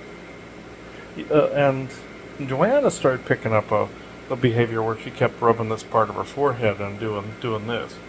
And that came from me. It was like rub off from me, or empathic transference from myself. Now, you do pick up that kind of stuff from ghosts and all of these things. But I also sit there and have to do this with my beard and do this, but with both hands. I have to do this and then this. It has to be symmetric, or I stick my hands on the sides of the couch and have to have them both there equally and pull them out. These are things you have to fight through grounding. You can't be doing this crapola. It's not smart to keep that up. Like, my mother always thought she had to take 3 sips of water. I grabbed the glass from her on like 1.5. She's like, and then she thanked me for it later on because the spell broke. Like having to constantly revocate, for instance, when we were going in and out of that neighborhood with the smart meters, with the AI influence in it, the AI brain like influence that was in there. And I kept having to go in and out, and eventually I gained an immunity to it. This is also possible to gain an immunity to. So, like Isaac was saying, just you have to reground and catch yourself. I have to reground and catch myself. And if these videos are too much with this episode, yeah, to be fair, it's called the Babbling. So, I will minimize and or eliminate that for other episodes. But with this one, whenever I thought of a behavior, I displayed it. This, and I'm saying it, so this, I'm just saying it because other people may have these issues. And by talking about that, they may be more conscious of those issues. It's like I would cross my legs all the time. It was doing damage to my knees, it was doing damage to my hips, but I was doing it anyway and I couldn't stop. I sometimes will cross the legs over while they're out on the little reclining ottoman. And I'll have to go back, and forth, and back and forth to make it symmetrical. That's also part of that behavior. I gotta cut it out. But a massage therapist friend of ours told me that, yeah, you have to consciously be aware of that behavior. And when by eliminating that, you're regrounding away from that. And that's true. I never crossed my legs again this way, like the normal way.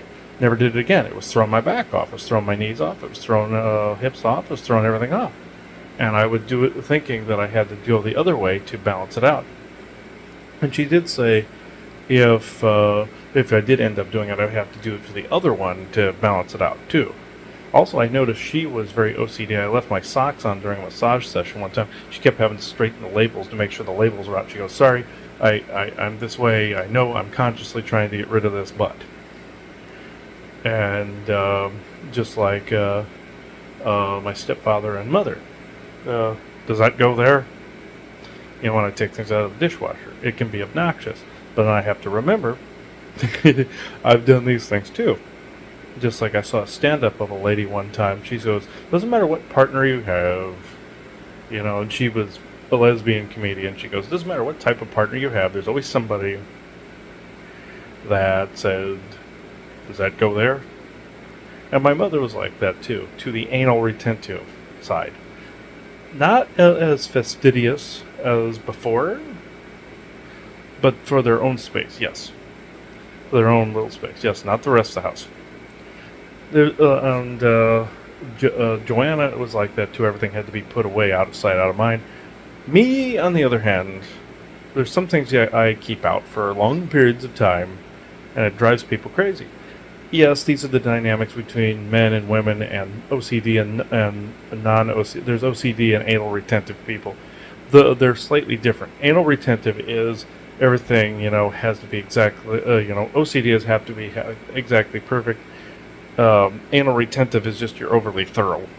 But imagine a combination of both of those. Then you're a monk at that point with Tony Shalhoub, and my mother absolutely hated that show. where I mean, Sherlock Holmes is one thing where he knows detail. Then you cross over into anal retentive OCD, uh, uh, uh, almost like a complex. Then you have Monk.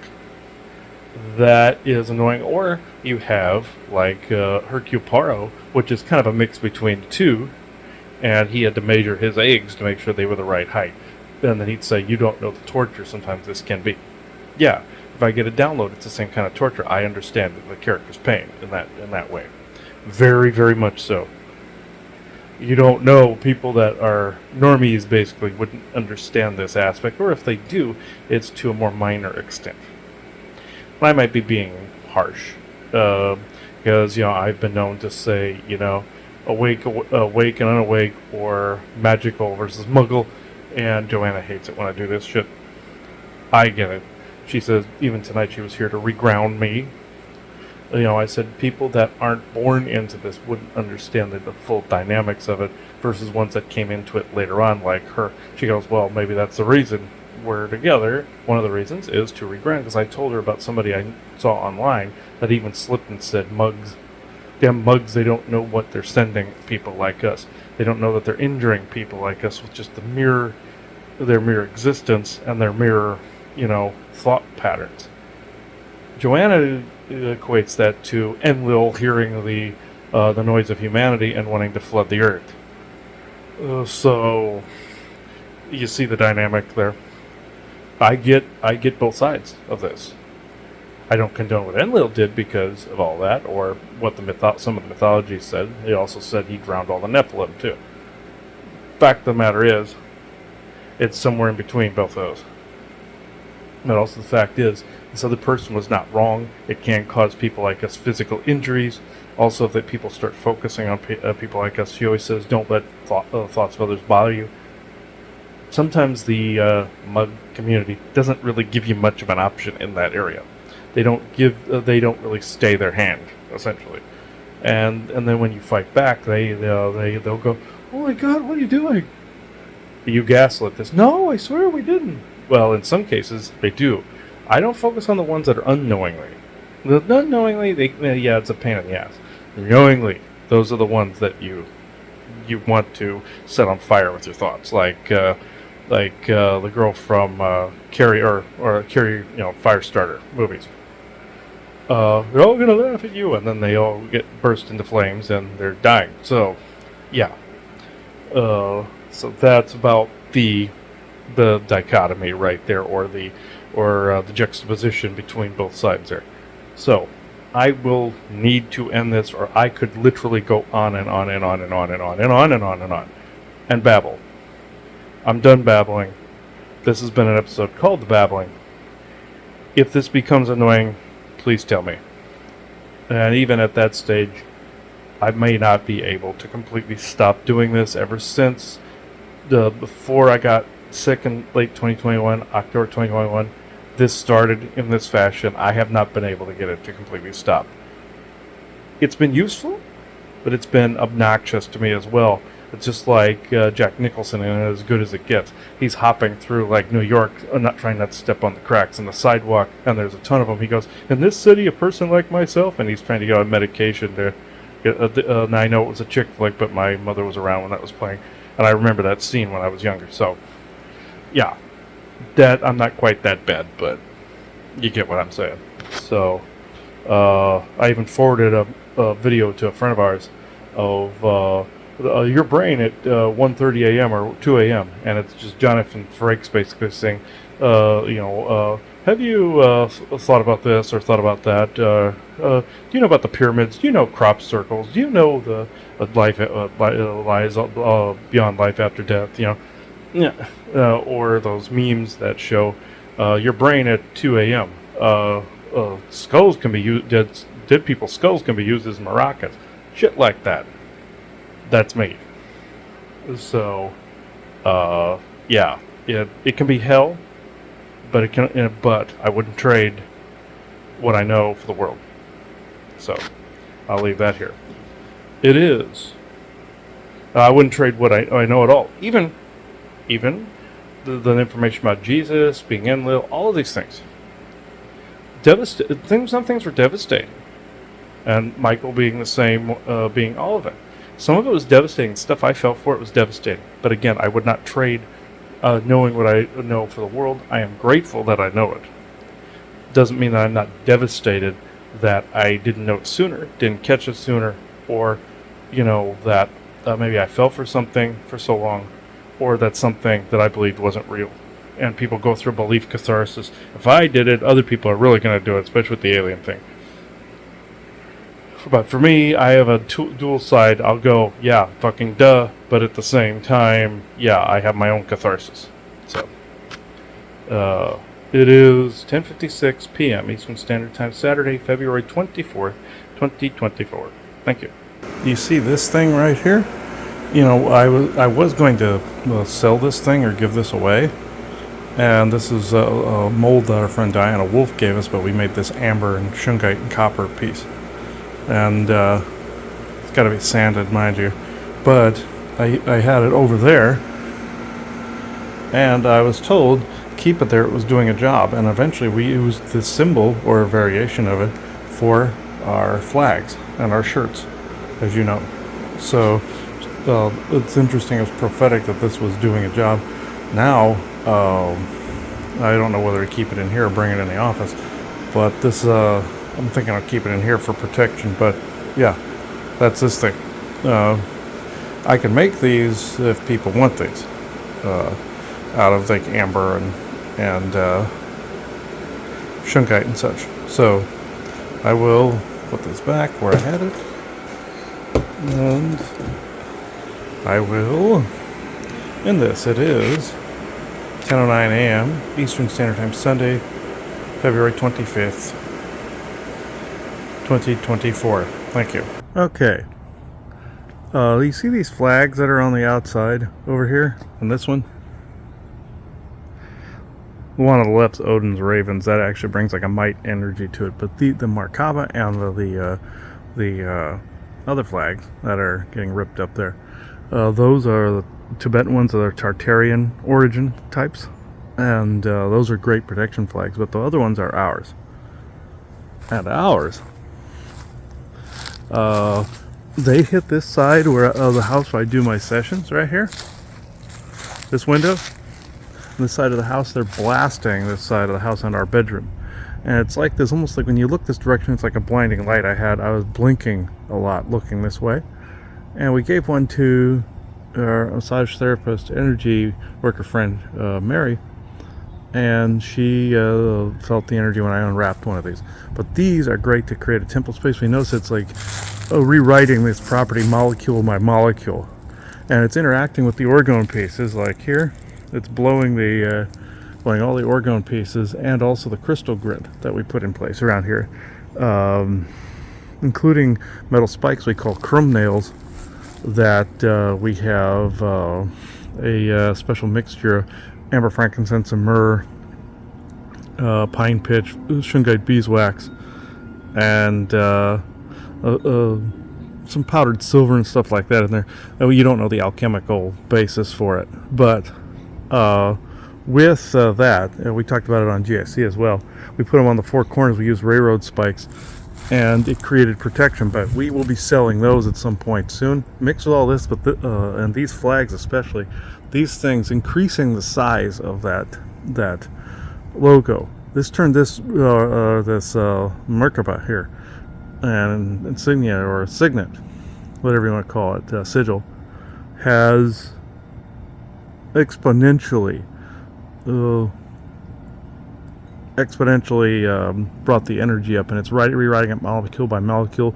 We have the shirts too, with the symbol on the front, kind of like a superhero, in the same fashion you're seeing the flags. And they have been wonderful protection shirts. We have that and these for sale on galacticinterstellarcouncil.com/merch, or you can contact me directly. So and we can work something out, because you need a login and a password for the site. I can always create a special code for you to get on if you want to buy anything off the merch store. But you need a login and password to get on there. or you can contact me directly, and we can come up with another payment method. But these are wonderful protection pieces. So are these, but you can see they're getting rather stringy. We're going to replace the whole fence eventually with those, all along with these, all along here and all along here. And I highly recommend that if you have fences, put those up like this. They might flip over the fence like these did over here at one point, but I'm going to fill in that spot to the right, and may even put a couple of them back here for a good measure, or on this shed here, or on this side of the house here in some form or fashion. So yeah, it has been great. If people want these, let me know. This was recorded on 10:21 a.m. Eastern Standard Time, Sunday, February 25th, 2024. Thank you. Oh, a bit of OCD behavior also that's popped up that I've noticed that Isaac said I had to reground from was, see the flags outside? You see that one that's slightly hooked on the fence? It's been bugging the crap out of me for about 5 or 10 minutes now. And that's something that when something like that comes up, you just have to just kind of ignore it and reground from it. Ignoring it is probably the best medicine. Just saying, no, they can't let it bug you. Now, if it goes over the fence, I'll go flip it up over, of course. But if it's something little like that, it's not taking the power away from it. Or if something is nicked, like one of my shirts, protection shirts, got a little nicked, they suffer battle damage. It's not going to, like armor, so it's not going to affect the energies. Maybe an extreme amount of time and extreme age, it might wear it out a little bit. Like those flags out, those ones are shredded, the little ones are shredded, but their power is still there. So it's also the intention put in it, but it's the power of the symbols and the words as well, coupled with intention. So there's 111s and 1122s. That, and also 2 and 5 is a 7. You see where the AI got involved? It's 11:22 a.m. Eastern Standard Time, Sunday, February 25th, 2024. Thank you. Oh, another OCD thing I have is where in my head, if I'm on Facebook or Twitter, I have to read the hashtag out loud, all of them. It's like saying hashtag or underscore. Like if it's the underscore, whatever the hell it is, my brain always has to say underscore for whatever reason. Like, because I've had to spell it out for people, for our sites or our hashtags or our anything posts. And my brain has gotten into that OCD mode. That's part of having to unteach or unlearn that ability and reground in a different mode. That's when I told you, this is the Babbling episode, so here we go. If anybody else has this, feel free to comment below, because this seems to be very pertinent right now, and the amplification of it seems to be very, very prevalent right now. So it is 2:16 p.m. Eastern Standard Time, Sunday, February 25th, 2024. Thank you. Oh, another OCD thing. It's a brand new thing that's come up now. One that, since I switched from the other things, came from another one where I have to like kind of pet my arms and do crap like that to wake the nerves up in my arms, or else some of them will twitch and move on their own. That's kind of a targeted dyskinesia sort of thing if I'm stressed, or if there's a bunch of weird energy around or dense energy around, I start going. But the thing is, now because of that, I have to do this weird petting of the arms, and that's another thing that's come up. Now I'll have to resist doing. There's new stuff that will appear when you get rid of the old stuff. It's really weird. It's like this weird checklist that AI or other forces go through, like with the voice to skull, where it goes through a bunch of presets. This is slightly different. Well, that can do it too, but it's this other force that we were talking about as well that was doing this, and it's weird. It's creepy, and now I got to put a curb on that. If anything else new comes up, I'll let people know. It is 8:04 p.m. Eastern Standard Time, Sunday, February 25th, 2024. Thank you. Okay, here's an interesting dream. I was outside the house here. The sun was still relatively up, kind of dusk. And in the under the front porch, I picked up these. There were two box-like metal apparatuses. One was like a size of a brick, regular clay brick, was very heavy, had a circular slot in the center, and it had a metal sphere in the center that went clink, clink, and you would put it inside. Like the Fisher-Price thing, but with made like metal, where a shape tool thing. And the other one was the same. It was a metal cube, and it had a smaller spherical insert in it. Slightly smaller. It was half the size of the other thing. And it was exact cube shape, and the other one was rectangular brick shape. And they were very heavy, and then they fit inside of a larger apparatus that was even heavier. There was a metal apparatus where those things fit in. And they just fit in like a glove. Picked the whole thing up. Very heavy. This thing had, to me, it had to have been close to 100 pounds. And brought it in. It had been under the house, and there were military in the house here. A lot of them crammed in here in different spots. Maybe, I'd say 30-ish of them. 30, 40-ish of them around, in and around the property.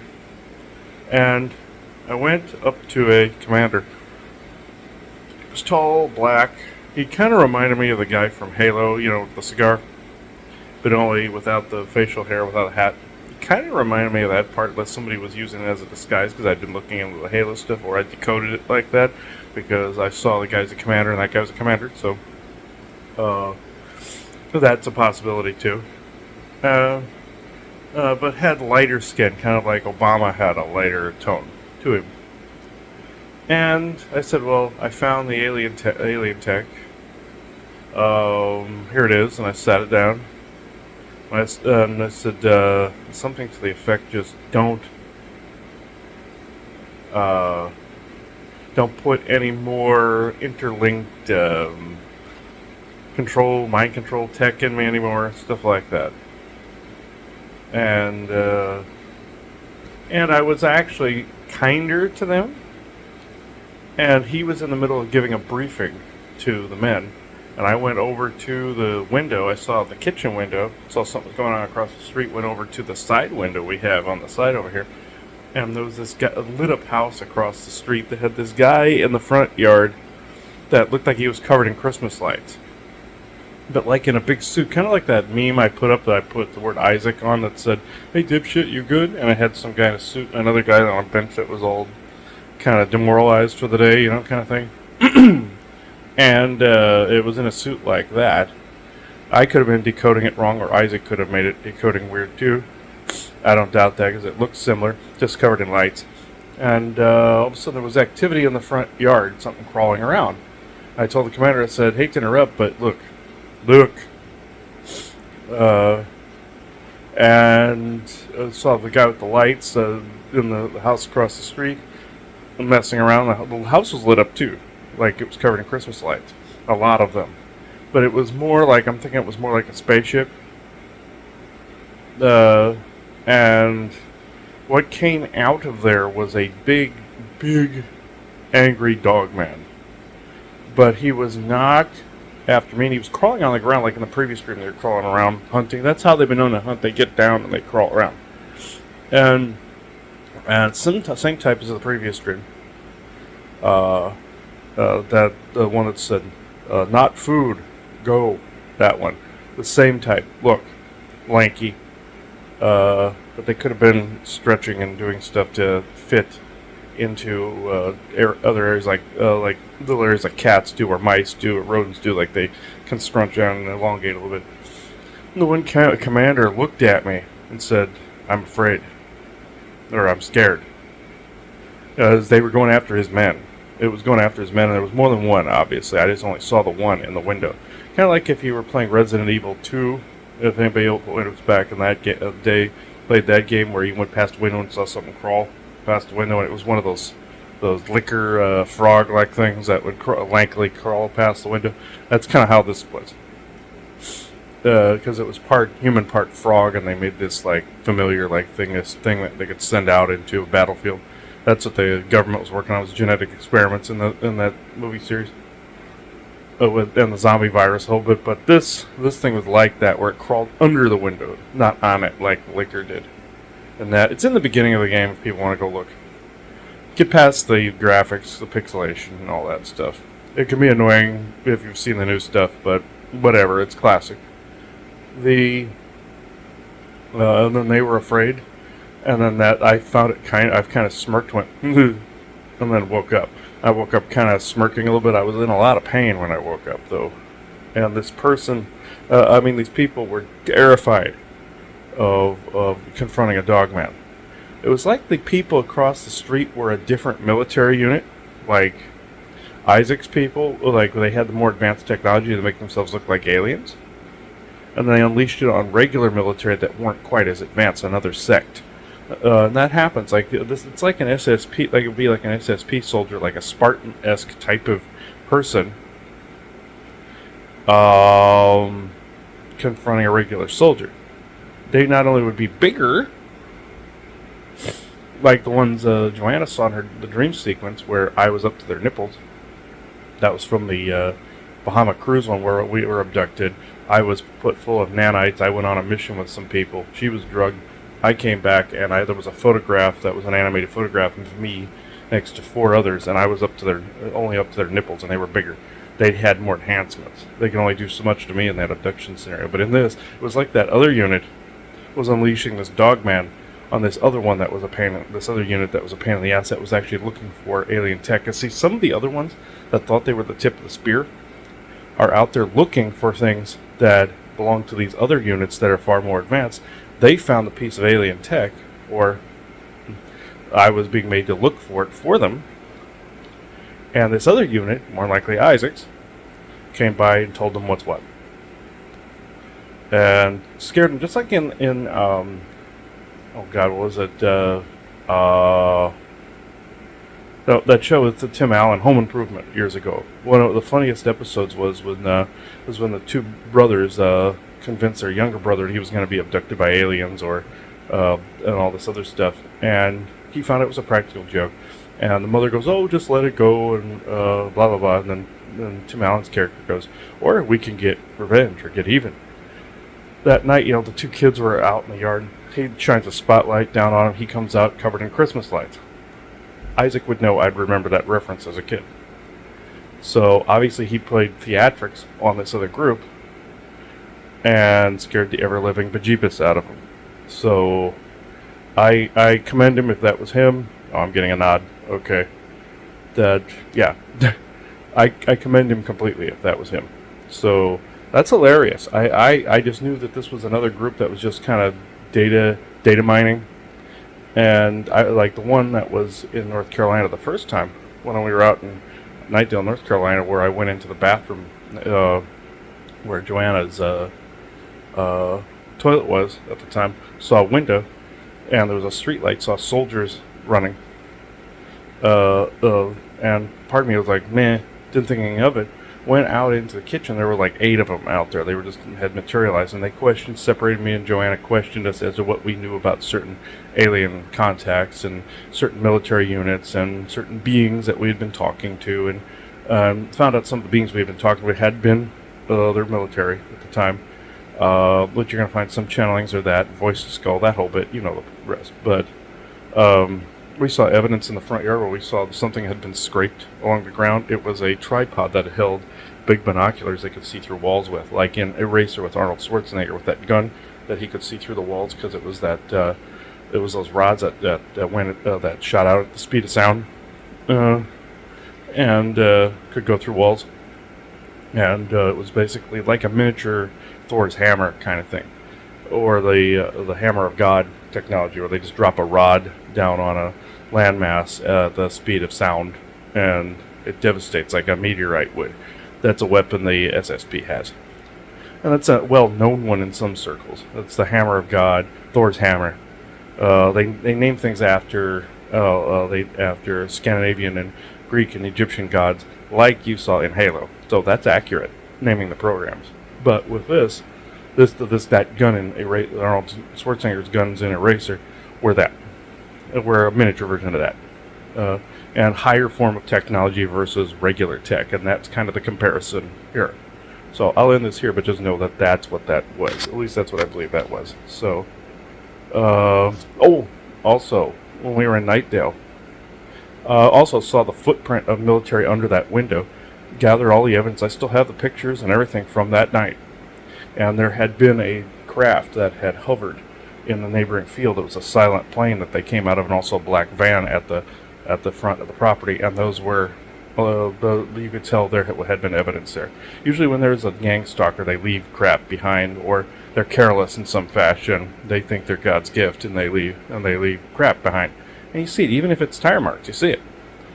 So, yeah, even when the military posed as a dog man in Arizona, I went out. I even heard them grumbling outside, banged on the wall. He banged on the wall. Went outside the next day and just saw a boot print. There were no big dog prints like you'd expect. Unless he was wearing shoes, I doubt whether that was anything but a military stagecraft. So in this case, this was a military stagecraft, but Isaac was at the helm, which, ta-da. Also, one thing he did to a demon that was in the TV there, we called them TV demons at the time. They were something that a creature was banished to the crystal grid. The humans started mining crystals, using it for televisions, and they stayed there and looshed, while the Draco also looshed from the crystals in the television. They get them from wrestling events and everything. They gather them, and they gather the loosh out of the crystals. Or the adrenaline from people at home. When people recycled the TVs. This being was non-gender descript. It was both. It was creepy little 2-foot tall, like succubus, like on Ancient Aliens, the one sitting on the person's shoulder, or incubus, whatever the hell you want to call it. And it was creepy. It was very creepy. It would steal sexual energy, and make you weak. All this other stuff, erectile dysfunction, or the female version of that. It would cause all sorts of stuff. Just take the orgasm from you, basically.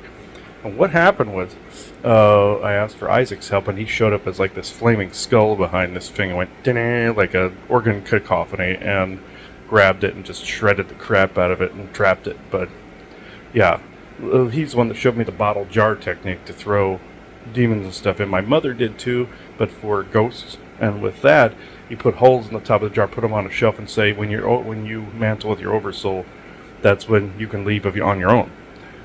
And that's what happened to anybody that I've done that with. But with him, he showed me the bottle jar technique, where I just throw the jar in a cabinet and lock it with the Merkaba symbol on it.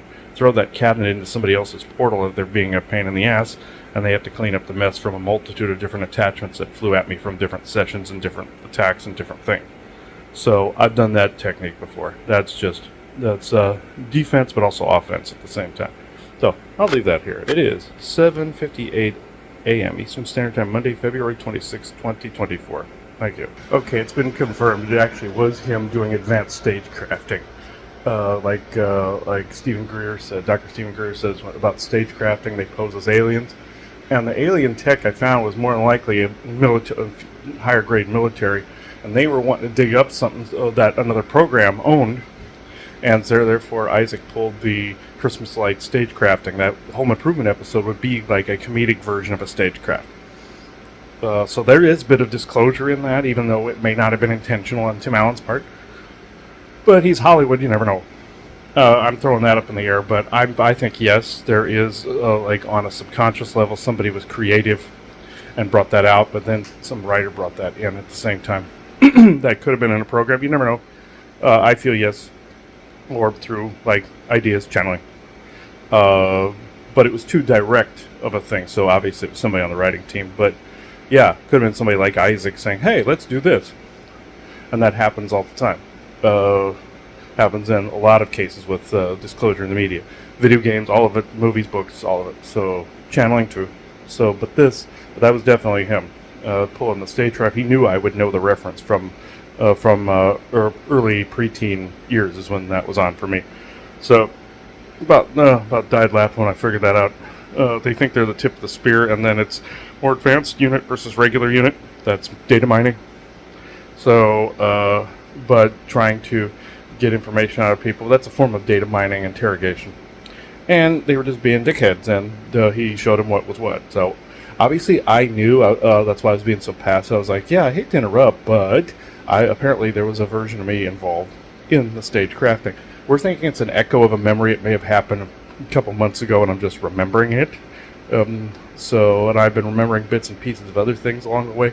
We're thinking it happened a while ago. It couldn't have happened last night because it was set at dusk here at this house, and then it went to night. We were all awake at the time. So it had to have happened at some point, probably around the time we first got here, probably at the beginning of last year. So about the beginning of 2023, more than likely when Joanna and me were just here. That feels right to me. That was about March-ish, about this time, a little bit later, about this time last year. So about a year later, where that memory wheel cycles around, sounds about right to me. I'm getting validation to that. So it is. The memories can delay like that if they've been wiped. So I blame Isaac for the memory wipe. Hey, shit happens. That's all I heard. You're welcome. So that's where I'm leaving it. They were retarded. Yeah, I know they're retarded. So it is 8:09 a.m. Eastern Standard Time, Monday, February 26th, 2024. Thank you. Frequency value-wise, times can line up. Like certain times of year, equinoxes, cross quarters, solstices can also align with certain memories that may have been taken. Isaac and Thorsten more than likely knew that I remember this. It makes more sense to me. It makes more sense to me that I had just come fresh out of Arizona and there's Thorsten and Isaac doing the thing. Because my parents, my stepfather and my mother had not arrived yet. They wouldn't have arrived till June. So it was just as I was getting here, roughly, give or take, this time of year right now, maybe a little bit into March. I think it was a little bit into March. But it makes sense that now this time of year is coming around, and that realigns to an event that took place roughly the same time last year. And you'll find that a lot of these memories are delayed. Some people think certain things just happen, or they happened a lot, and they're just remembering a bunch of them. The brain's just kind of cramming them all together. When you have your memory wiped, the brain tries to fill it in and amalgamates a bunch of shit all together. This was a specific thing, though. I'm getting the extreme validation to this. I do have to cut it out because there's a session this morning, but you know what I'm saying. I do agree with his actions. He obviously let out the other me that had more memory for a brief time so that I could help in the stagecraft. Some people say the life we're living now is the stagecraft. I disagree. Some people brought that up to me. How do you know you're not living a stagecraft? Joanna did too, and I was like, no. I think others are trying to convince us that's what we're doing. I think it's a lot less designed than that. I think a lot of the stuff I'm getting, memory-wise, is from the past. It's from SSP time. From the Vladimir Putin memories to the Russian military memories to all of these things. I think it's more past. Except in instances where they abducted, like with the Vladimir Putin thing, it aligned to when he overthrew a rebellion in his country. So, apparently the other me is slightly more ambitious. Like the whole Rutherford thing with the two hymns. Yeah. So sometimes sleeper personalities come in handy, but sometimes they're a bitch. Or echoes from the SSP are a major bitch. So, anyway, this would preclude the fact that Isaac wiped the memory, but like he said, shit happens. I forgive him because it's him. I found Elena Vesta did the same at one point, but I don't approve of memory wipe because it can cause psychoses, Alzheimer's, dementia, things of that nature if you do it too much. Depends on who. Yeah, I know. Depends on who did it. Some inject in and wipe the memory, like in Incredibles. You see the boy that gets wiped, and the guy tells Craig D. Nelson's character, "Hey, it's not an exact science." It took all of his memories of his daughter, or the boy took all the boy's memories were taken of Craig T. Nelson's daughter in it. So, yeah. So it's not exact science, but the more alien variety, there's more advanced varieties that will not cause psychosis. Like in Star Trek, where Data sees a little girl, or talks to a little girl on a planet that's less advanced. She cries out for help. The Picard was going to make them not help out, saying, oh, we have to ignore this. This is nature taking this species out. And she cries out for help. Troy argues they were there for a reason. Picard said, it's my decision. They hear the cry for help. They help that girl's planet, but then they wipe her memory in the end. And Dr. Pulaski goes, "This is so she evolves the way she was meant to." I can see the logic in it, just like the species in another episode where Worf's brother abducts this species, puts them onto a holodeck. You find out he was supposed to be watching them. Their planetary atmosphere was dying. They were supposed to let him die, and he didn't. So they have to find another planet for him by manipulating the holodeck as they go along to change the topography of the new planet. Just like my past life memory, where I was a pirate against the Galactic Federation, moved a planet. And they tried to arrest me for it. I used like a TARDIS-like apparatus to move a planet near another star. It's like, you didn't need to let this species die from a nova. It could be saved. They don't need to know we're there. But the gravity was different, the light was different, and the species became slightly more aggressive, and they were not in their natural evolutionary state that they started in. That sun changed their evolution, just like in Valhalla, in Assassin's Creed Valhalla. You hear on the radio that the sun could change the solar flash that was there, which they're promoting solar flash propaganda in that.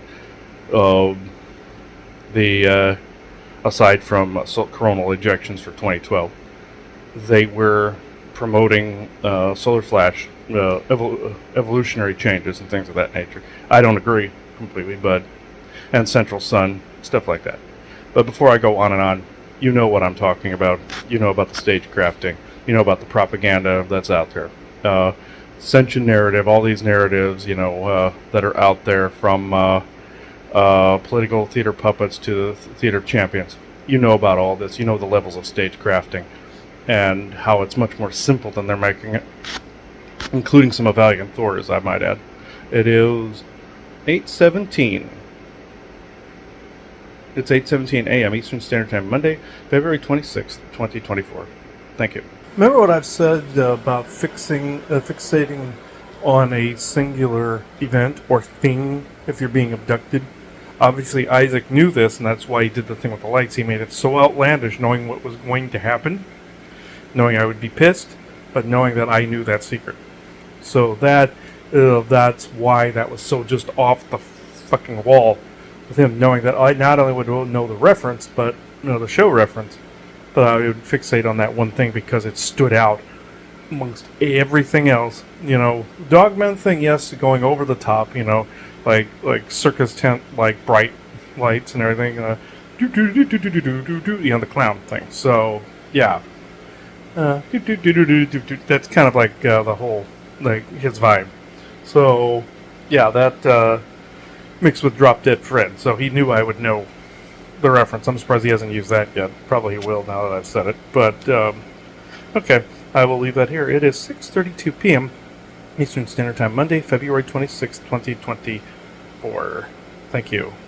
Remember in the Babbling material when I told you about the carousel, the that Isaac would do? Well, he was, like I said, he was making reference to that dream/memory, where a fixated point would be the circus-like lights, circus tent-like lights. Another thing was, he would do it at times where there were these other downloads trying to come through. And I wanted help with kind of shutting all that down at times. And he would do the do. Those are alignment gears that realign you if you're drifting or if something's coming in and then somebody's trying to block something. It's a piece of technology, these advanced gears that can realign a body and realign cells and realign even molecular cellular solid ability, or realign energies and frequencies. So the message was obviously in that Simpsons episode that he was referring to, the one where Homer went to clown college.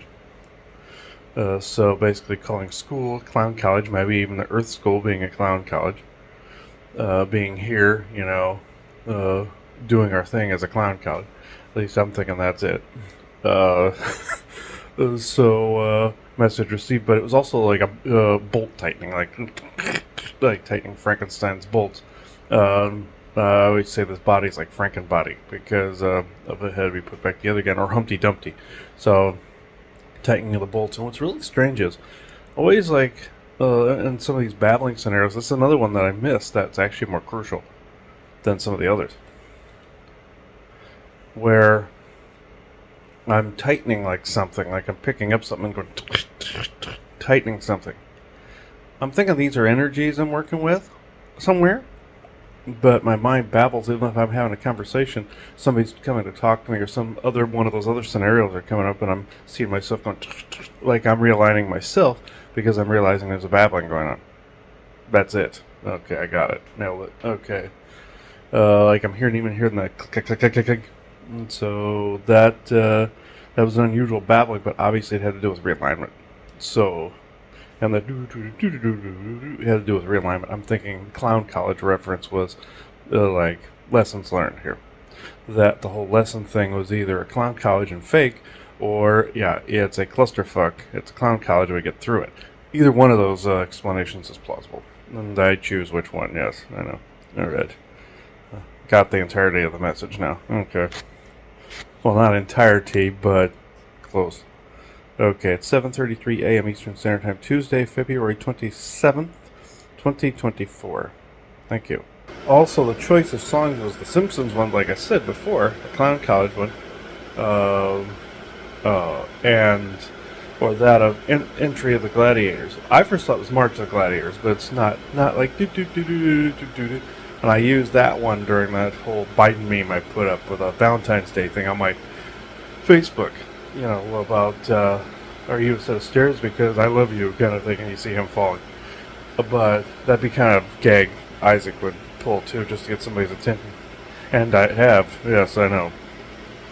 So that looks like a Biden gag somebody would, or Isaac gag somebody would pull, like him falling up the stairs. Only he would fall up the stairs. So, Biden, not Isaac. At least not yet. But anyway, it sounds like a practical joke he would do. Or if you were in the background and wanted to cause a distraction, you'd do that. So, that's again, a political circus. Theater of Puppets, Hall of Champions, Theater of Heroes, Theater of Champions. Circus. That's the rest of the message. So, I believe, anyway, if I come up with any more decipherings, I'll let you know. But I ended up intuitively playing Entry of the Gladiators there. That's the other circus song.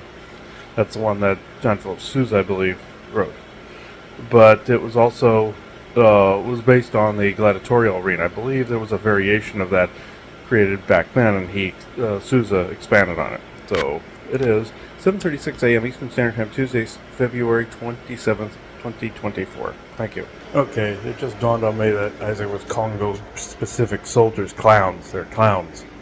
So just like he did for those aliens that were in the factory, I told you, those reptilians, that I saw them come in as circus clowns. I said, why are you dressed like that? You even have dingle balls, all that other stuff. And they're like, and I said, you even have a balloon. Like, oh, no, you're not decoding us correctly. You're not seeing it correctly. And I blinked and saw they were reptilians in a, instead of mime painted clowns. But the dingle balls and everything, they were just in a jumpsuit and holding a pad that looked like the shape of an egg or a balloon because their hands were round. And they, so they couldn't grip a square or a rectangular one like ours. So they're not like our hands. Not like apish hands. Theirs were like round reptile type, like a Komodo dragon or something like that. So he was calling them clowns. This, he was also calling these military clowns. Also, I'm thinking there's a reptilian reference because of some of the stuff that's been happening around here with the Draco. So that's the rest of the message, I believe. That's a simpler one where he's calling them specifically clowns. So I commend him on that one. I thought that was brilliant. And I see him bowing, yes. Not only that, he was accusing them of the stagecrafting. He wasn't always calling them clowns. He was accusing them directly of the stagecrafting or the abduction. So basically, military stagecrafting, like what Ryan and I saw when we asked him to mess with mods for Fallout New Vegas, and he showed aliens and he showed military. So that was also part of the message. Well, this also ties back to what he said we thought memory was as well. Just like referring to the military as clowns. And clown college, meaning the SSP. It was a clown college. Maybe things you don't want to learn from, you know? Or that you have learned from, but like my grandfather always said, it was Mickey Mouse bullshit. So, yeah. So I find that Found that interesting. Also, the fact the political theater, political circus, it's involved in the political circus. What I was seeing was like with all the memories I was getting back, like from being around from Vladimir Putin to other politicians to Trump to any of them. And that other me that was back there, the clown college, essentially is what he was trying to say. So, okay, yeah, I'm going to leave it there, and it ended on 101. I thought that was interesting. Schooling, college, education, yeah. So, academia. So, yeah. Also learning the psychic skills, or learning the psychic assassinations, all the other stuff I did in SSP. On the psychic soldier. He was calling that clown college. So, in a 1 and a 22. Okay, it's time to stop. So, it is 8:02 a.m. Eastern Standard Time, Tuesday, February 27th, 2024. Thank you. Another one of the clown references with Isaac was when I was working around two people we trusted at the time. And so somebody that I would go, both two people I would go on different missions with. And both of them were there. And we'll call the other guy Nutfucker because that's what Richie and I nicknamed him. The other one was, say, Liar. Nutfucker and Liar. I really can't think of another nickname for that one. The person who comes up with the creative nicknames is not in today. So, when I come up with another one, I'll just hashtag it or something. But, or Nutterfucker was also what Isaac called the other person. So, not very creative, but it's descriptive. Liar is also descriptive, so, on both of them. So, the one would have me looking in the military bases all the time, and I didn't realize this person was putting me into mortal danger. And Isaac has informed me that the reasons for not healing us completely, there's been a series of health conditions that have popped up on 3 different sides now. And I realize it's like ghost activity because we had an old lady ghost yesterday that was in here praying as my mother had to go to the hospital with a herniated disc after her heart valve replacement surgery. Joanna thought it was the other. She was pinged by soul family somewhere. Winston being one of them, the dog, and a couple of others that pointed out these conditions of that she had to go get this looked at. But I was wondering why nobody could just get put into these healing chambers. Isaac made it quite clear that the dangers would outweigh the benefits, and that these people are more powerful than they ever have been. They're just being more deceptive, or they're more out in the open, but they're also more deceptive in their narratives. I told you, there could be 100 layers for all you know, or a couple hundred layers, because this is planned out over a series of years. Anyway, looking into this one base, while we were bilocating in the elevator going into this base, this guy goes, Nutterfucker says, get into a costume, and so that we looked the part.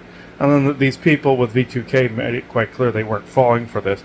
Isaac was actually helping me away for, buffer Liar and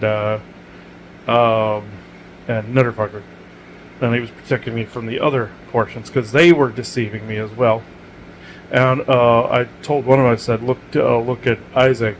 And this person at the time was laughing because he looked like a clown. He was dressed like a clown. Basically saying circus, clowns, these people were clowns. He was making fun of them. And also the clown college reference from before. So that's essentially what he was doing. So yeah, I'm going to add this in there. It is relevant.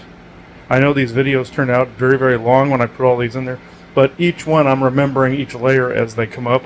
And this was one of them from around, I would have to say, in 2020, I think, yeah, either 2019 or 2020, this popped up. So these are people we don't converse with anymore.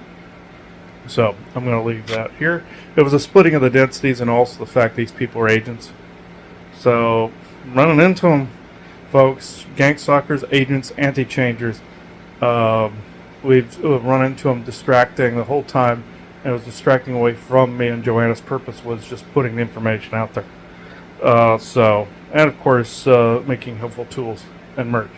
The brands that are left at this point are The Lifting, GIC, Conspiracy Sector, The World of Sasquatch. We're also making The World of Dogmen, and a video game Disclosure in the Media Rumble channel as well. So that's an official announcement of that one too.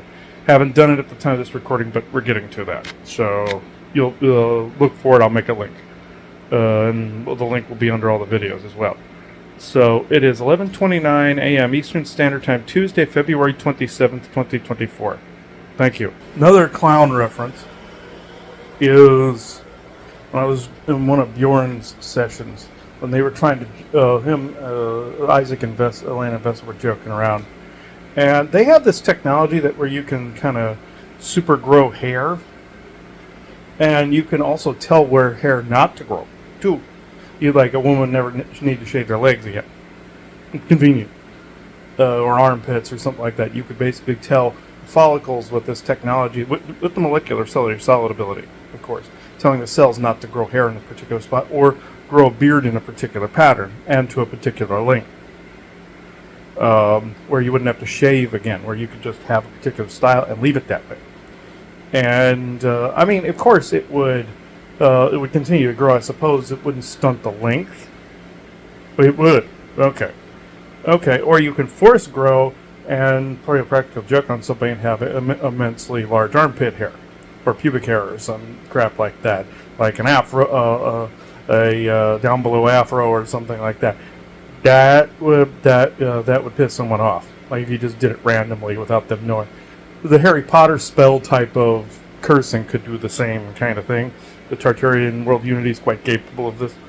But where I was in the middle of a session, Vessa was watching me. I could see her holding a cup of coffee, and in her pajamas because they just woke up kind of thing. And all of a sudden, there was like this beard that grew on her. And it was Isaac that did that. You can do it to either gender. So, just like you heard the holographic doctor in Voyager when they rescued 7 of 9 originally. And they said, we've stimulated your hair follicles, your hair is back, kind of thing. And because she was bald when she had been assimilated as the Borg, when she had the Borg implant. So, I do believe the actress, when they filmed certain scenes, had no hair. It's kind of like Karen Gillian as Nebula in the Marvel Cinematic Universe versus Doctor Who. Last time she was in Doctor Who, she was just wearing a wig of her own hair. She did this at a press conference showing it as well. But with this, nobody would ever have to wear a wig again. Like cancer patients, leukemia, all of those, they just cured the diseases. They have those in stock, believe it or not. But any disease you can think of, they have a cure for. Or they made the cure and they made the disease so they could cure it if they needed to, kind of thing. Anyway, like the COVID-19 thing with the vaccine, the Orions did it on multiple worlds where they were the firemen and the arsonists put together, pretty much. The plague and the cure, and that's how they got control. But with this, she got back at him by using the device to make his face white, like the aristocratic with the arsenic faces, and did a mime like Harlequin thing all over. That was another clown reference. They were doing that as also a clue. Clown and circus seems to be this running theme that I've missed. I can't stand clowns, puppets, mimes, crap like that. It's like that character in Skyrim in the Dark Brotherhood. He goes, I can't stand puppets, mimes, tumblers, and bards, all this other stuff. One of the famous speeches by that character. If people want to go look at that, he's the Red Guard that you meet in the Dark Brotherhood. But I found that hilarious. And at first I thought it was just to creep me out, but it was basically being displayed as a message. The clown show. This is a clown show, or this is a clown college. Meaning there's something fake about this. It's an act. There's an act going on. So I found that fascinating.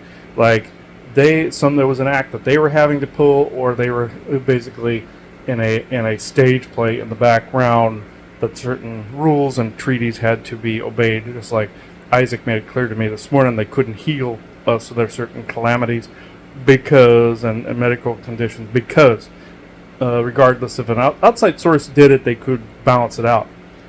But we'd be in more danger if they fixed us 100% than being fixed. Than being broken up. Just like I had this vision of this Eben hybrid lady that wanted to fix my leg completely, because even with the rod in it had been broken and I've forgotten, erased time when we were in Illinois. And the military, this commander that was there, made it quite clear they were not to do that. No, you have to keep up appearances with this one. Meaning that there was that some treaty was going to be violated or something. Like they knew something about myself, and also with the treaties that they had to put it back the way that it actually was, even though they caused the accident to begin with too. Those clowns did. I even saw somebody on the internet one time where I was correcting them on something. This is how to give an argument online, just to piss them off, and they called me a clown. So the clown references popped up online, offline, vision sequences, all of it. So I don't approve of the keeping up appearances. I even had this talk about the babbling. Again, scenario was in the head. Saw myself as, again, it was like a Star Trek-esque, I want to say esque type thing, like Voyager, like I was on a ship that was laid out like Voyager, but more like a submarine. I got aboard it and was trying to cure myself of whatever I had and trying to fix my own legs, knee, get the rod out of my leg. Wasn't quite successful, and they put everything back the way it was before I ever tampered, even though I'd managed to heal myself with stuff. That's how freaking strict they are in some of these things. It's like, what are you doing? This is the mystery. Just heal it. I would be singing their praises if they'd fix it. Not sure what the hell's going on with that. I wouldn't give it a second thought. I wouldn't even talk about it. I would just live my life and then talk about the stuff we talk about. But now I get it fixed, I'm going to talk about it. So, unless that's somebody's plan all along, but still, it's frustrating as all freaking get out. So this is more of a rant. This appeared to be, but this is during one of Bjorn's sessions, and I thought that was quite funny. What happened, but with their messages, it's double and triple and quadruple, quintupled, layered, and you have to decipher all this. It's like I said, dealing with Groot. Isaac's not the only one that can pull the Groot routine. I am Groot. Yes, that's cool. I know. I understand. That kind of thing. Or, I am Groot. Yeah, I hate that too. That kind of thing. That's kind of how you have to deal with reading between the lines. That's how I say reading between the lines is the I am Groot routine, or Groot routine. And that's why you heard Isaac in a Vegas recording basically say, I am Groot. He was basically confirming some other things that were being said and being shown in the Vegas area, confirming some of the things we were seeing and feeling there with the alien presence and the military presence. So you have to just kind of look past all that. I saw a meme one time, or a comic, with Groot and Jean Grey from the X-Men, and she was hearing him, what he was actually saying, I cherish you greatly, my people love you, all this other stuff. And then on the surface he was saying, I am Groot. So yeah, in telepathy it's both ways too. They could be, some species could be saying one thing and they're actually transmitting the rest. Just like there was this episode of Next Generation, a sad one, where Loxana Troy comes aboard the ship that's Counselor Troy's mother, and she was having some trauma of a other daughter that passed away, and this other and Troy didn't know she had a sister, half sister, or sister. She never knew. And this one alien race, I can't remember the alien race, but this alien was named Maycrease, and his daughter looked like Hedril, the other woman, the other girl that died, and that's what sparked this trauma in the Waxana. But Maycrease's people spoke through imagery and telepathy, but they were being made to do things verbally, teach things verbally, because they wanted to be in the Federation, so they had to learn other ways of communicating, because they had to deal with a multitude of other races that spoke verbally and not just telepathically. So yeah, they were trying to, they're like, I can't find the words, and their type of telepathy wore Loxana out, more so because of the trauma, but it made the trauma surface. She tried to say it was privacy, that's private information. They didn't understand this because telepathy opens everything up, all secrets. That's how telepathy is out there in the galaxy too. So that's an accurate thing. They spoke in images. They couldn't deal with words and language. They had to learn it, and the girl learned it faster. And they didn't use their vocal cords much. They had to have some kind of regenerator on their vocal cords. They had them, but they had to have since they never used them, they kind of atrophied. They had to fix them. Famous Next Generation episode where her mother, where Troy goes to Macrice connects them. She goes telepathically into where Roxana has to do the shadow work. Encounters all these barriers in the way because it was the mind protecting itself, and like a joint surrounding itself with water to try to heal it, and it really is doing more damage from the suppression of the trauma. Epitome of shadow work, just like with my knee when I first hurt that, or had it hurt. Even though that guy was controlled again, this was military stuff, I feel resetting it back would be pre-accident. That's my opinion, that's my view, they don't see it that way. But it swelled up to the point where intuitively I knew I had to do something. I shoved an ice pick in it to drain the water, and I cauterized it and then put a Band-Aid over it. It ended up saving my knee. You gotta go with the intuition. My father said that's one of the stupidest things I've ever seen, or one of the bravest things I've ever seen. I filled up a Solo cup, water, put it down the drain in a shower, and down the toilet. What was left, there was all this crud and scar tissue that came out, put it down the toilet, and it saved my knee. Point is, that's what also trauma does. It's that damn fluid. It's like a fluid that surrounds a joint that's ripping it apart. Doing the shadow work is the ice pick that lets the fluid out. And they couldn't even put cortisone in the joint. There was so much water. And they're like, we don't know what to do. I knew. They wouldn't do anything because I wasn't giving them any money, so they weren't offering any. There wasn't any incentive there to get them to budge. And my leg would have fallen apart if I depended on them. That's why I don't depend on them. Because they're obsessed with money. There's a difference between being a business person and having that completely rule your mentality. Two different animals. Merging the two, like we do, like with the sessions and with the merch, and doing what they do, which their services should be free to people, but there's a way they can earn money, like what the tech oligarchs do, the social media oligarchs do with ads and stuff like that. They could balance it to where it's still capitalism. They just wouldn't have to hover over the patient to get the money. They could take it from the person that caused an accident, whoever it was ruled against in court. They could get it that way. You know, there's a multitude of other methods other than what they're using now. And for Joanna's job, they're on some kind of stupid quota system that they have to bounce from patient to patient to patient, and they can't adequately care for the people. And people are quitting left and right, and it makes it worse on the people that are there. System needs an overhaul. This is an in-between. If they just would implement some of these things, it would ease up. But it's going to take an active benevolent source creator or co-creative effort on humanity's part to get that changed over. Then it should be one thing, like Starfleet Medical, and not all these different franchises and different chapters and different businesses that some of these individuals open practices. So that's where I'm at. I'm done ranting. This is what this applies to this show. I know it's going to be super long. I do apologize for that. But it is, in all fairness, called the Babbling, or the Echo. So it applies. Echo of the past, now babbling about it. You get the reference. This is the only show I can actually get away with that on. So, humor me. It is 12:45 p.m. Eastern Standard Time, Tuesday, February 27th, 2024. Thank you. Okay, here's the last of the OCD behaviors. It's very windy out here at the moment, and I have those flags that I talked about on Facebook out, and they flip over the fence every now and again. If you were to taut that, it would act like a sail and tear the crap out of it. It's better that it's a flag, or a banner flag banner type of scenario. It's right downward, like I have this.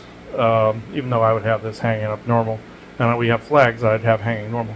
But at any rate, I always have to go out and straighten them when I see them, and they're just protecting as equally as doing that, you know, waving around like that, as they would just hanging. So it's like, okay, you know, I have to go out and straighten them.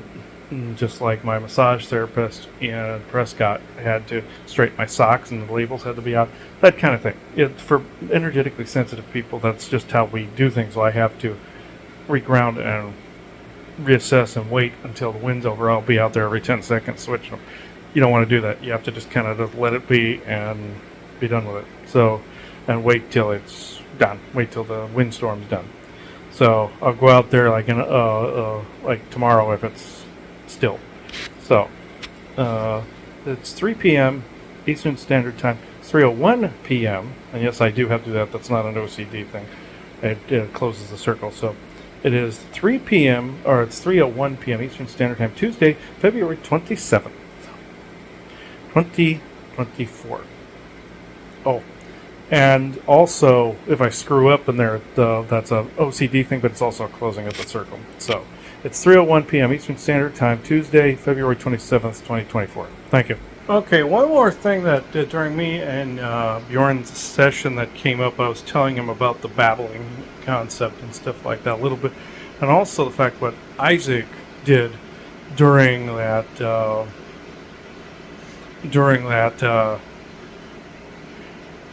when he scared the crap out of those soldiers that were here, the army guys that were here.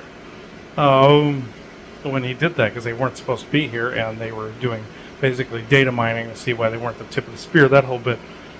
It reminded me, and I told Bjorn this reminded me of Monsters University, where at the end, you know how the Monsters Inc. movies and stuff were more about looshing, they'd loosh fear out of people, but laughter was stronger. They were trying to say laughter was stronger. But in Monsters University, Sully and Mike were trying to prove themselves.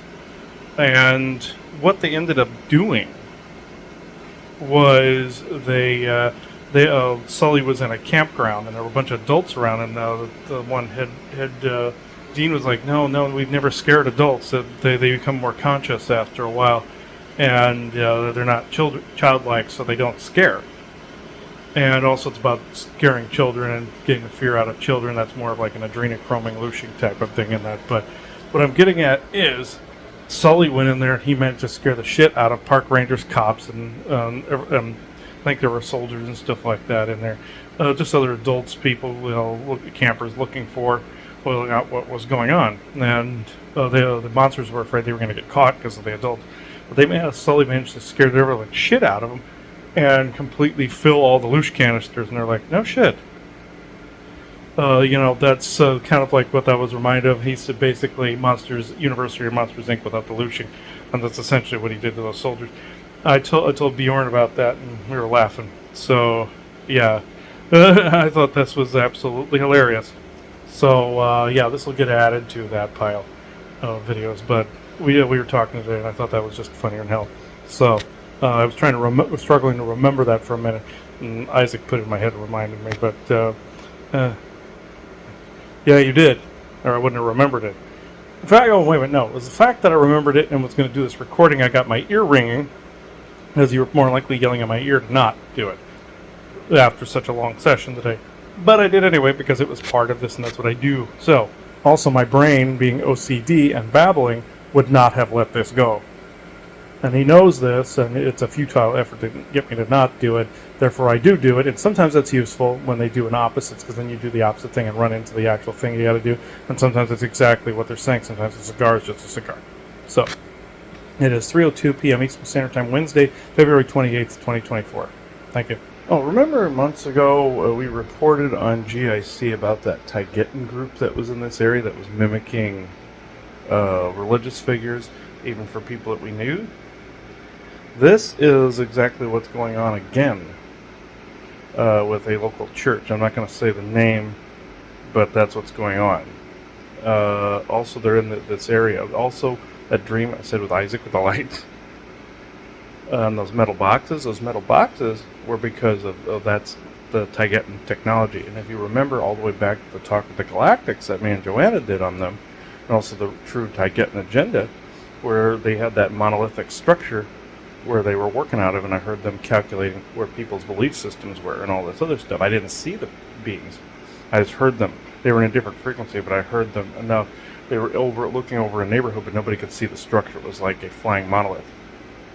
Or it's very similar to those little boxes. Like it was like that little sphere in the box, in the square and then in the bigger rectangle, and those two went in the even larger piece.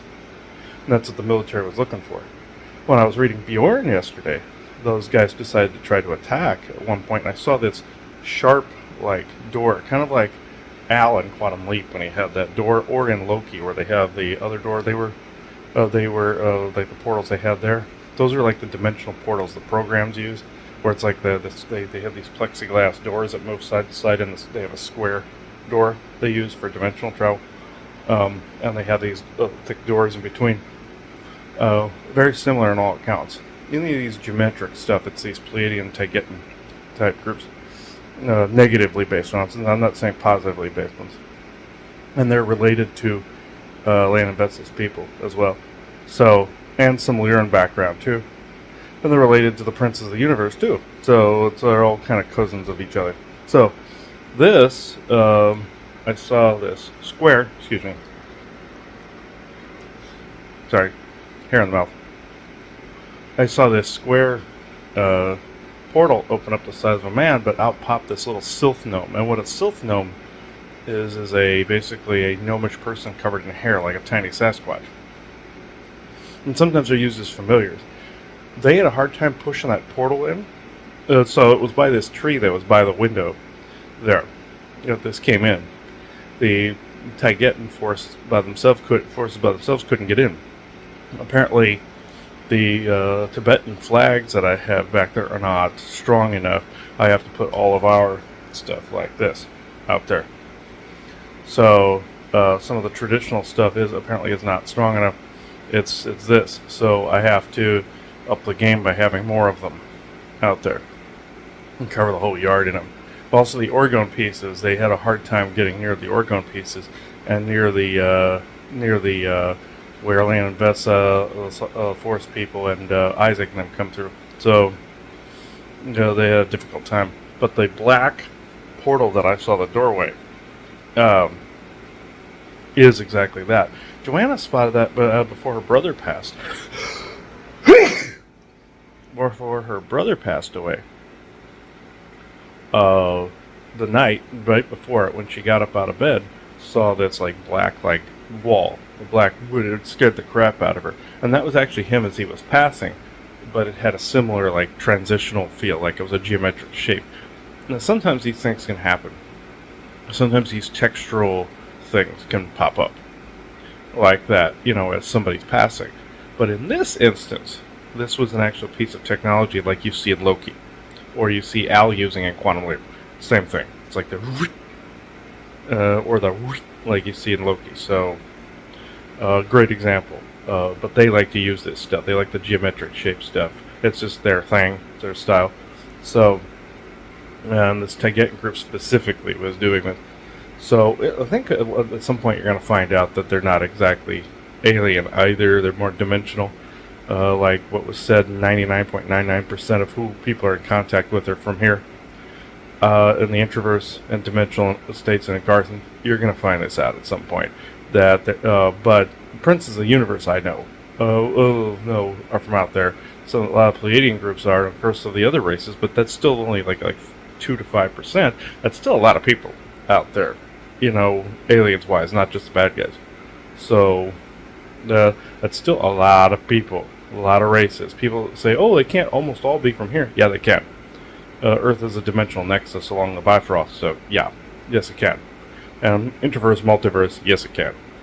Even the Orions fall into the multiverse category. It also just dawned on me today is a leap year. I'm thinking when I said the date, it's February 29th. So, yeah, leap year, February 29th, yeah. So it is 8:11 a.m. Eastern Standard Time, Thursday, February 29th, 2024.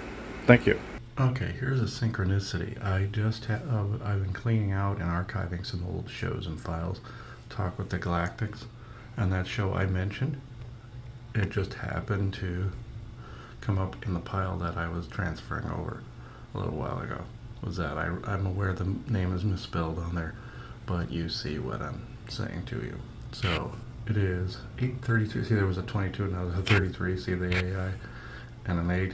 That's double 4, so it's 8:33 a.m. Eastern Standard Time, Thursday, February 29th, 2024. Thank you. Okay, here's another part to this story. You know, I said with the Taigetan group that they use that geometric technology.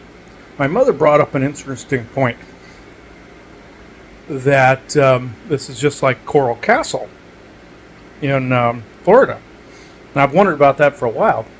And the guy said he used the same technique that he used to build pyramids. Yes, that's absolutely true. What's he got there? The whole Lucky Charms thing going on. The whole blue moons, green clovers, kind of thing. Going on with all the shapes. And Isaac think that's hilarious when I say that. I'm thinking this was more of a Pleiadian Taigetan group that was doing that, even though he was registered as a human. He could have gotten that from past life as these beings as well.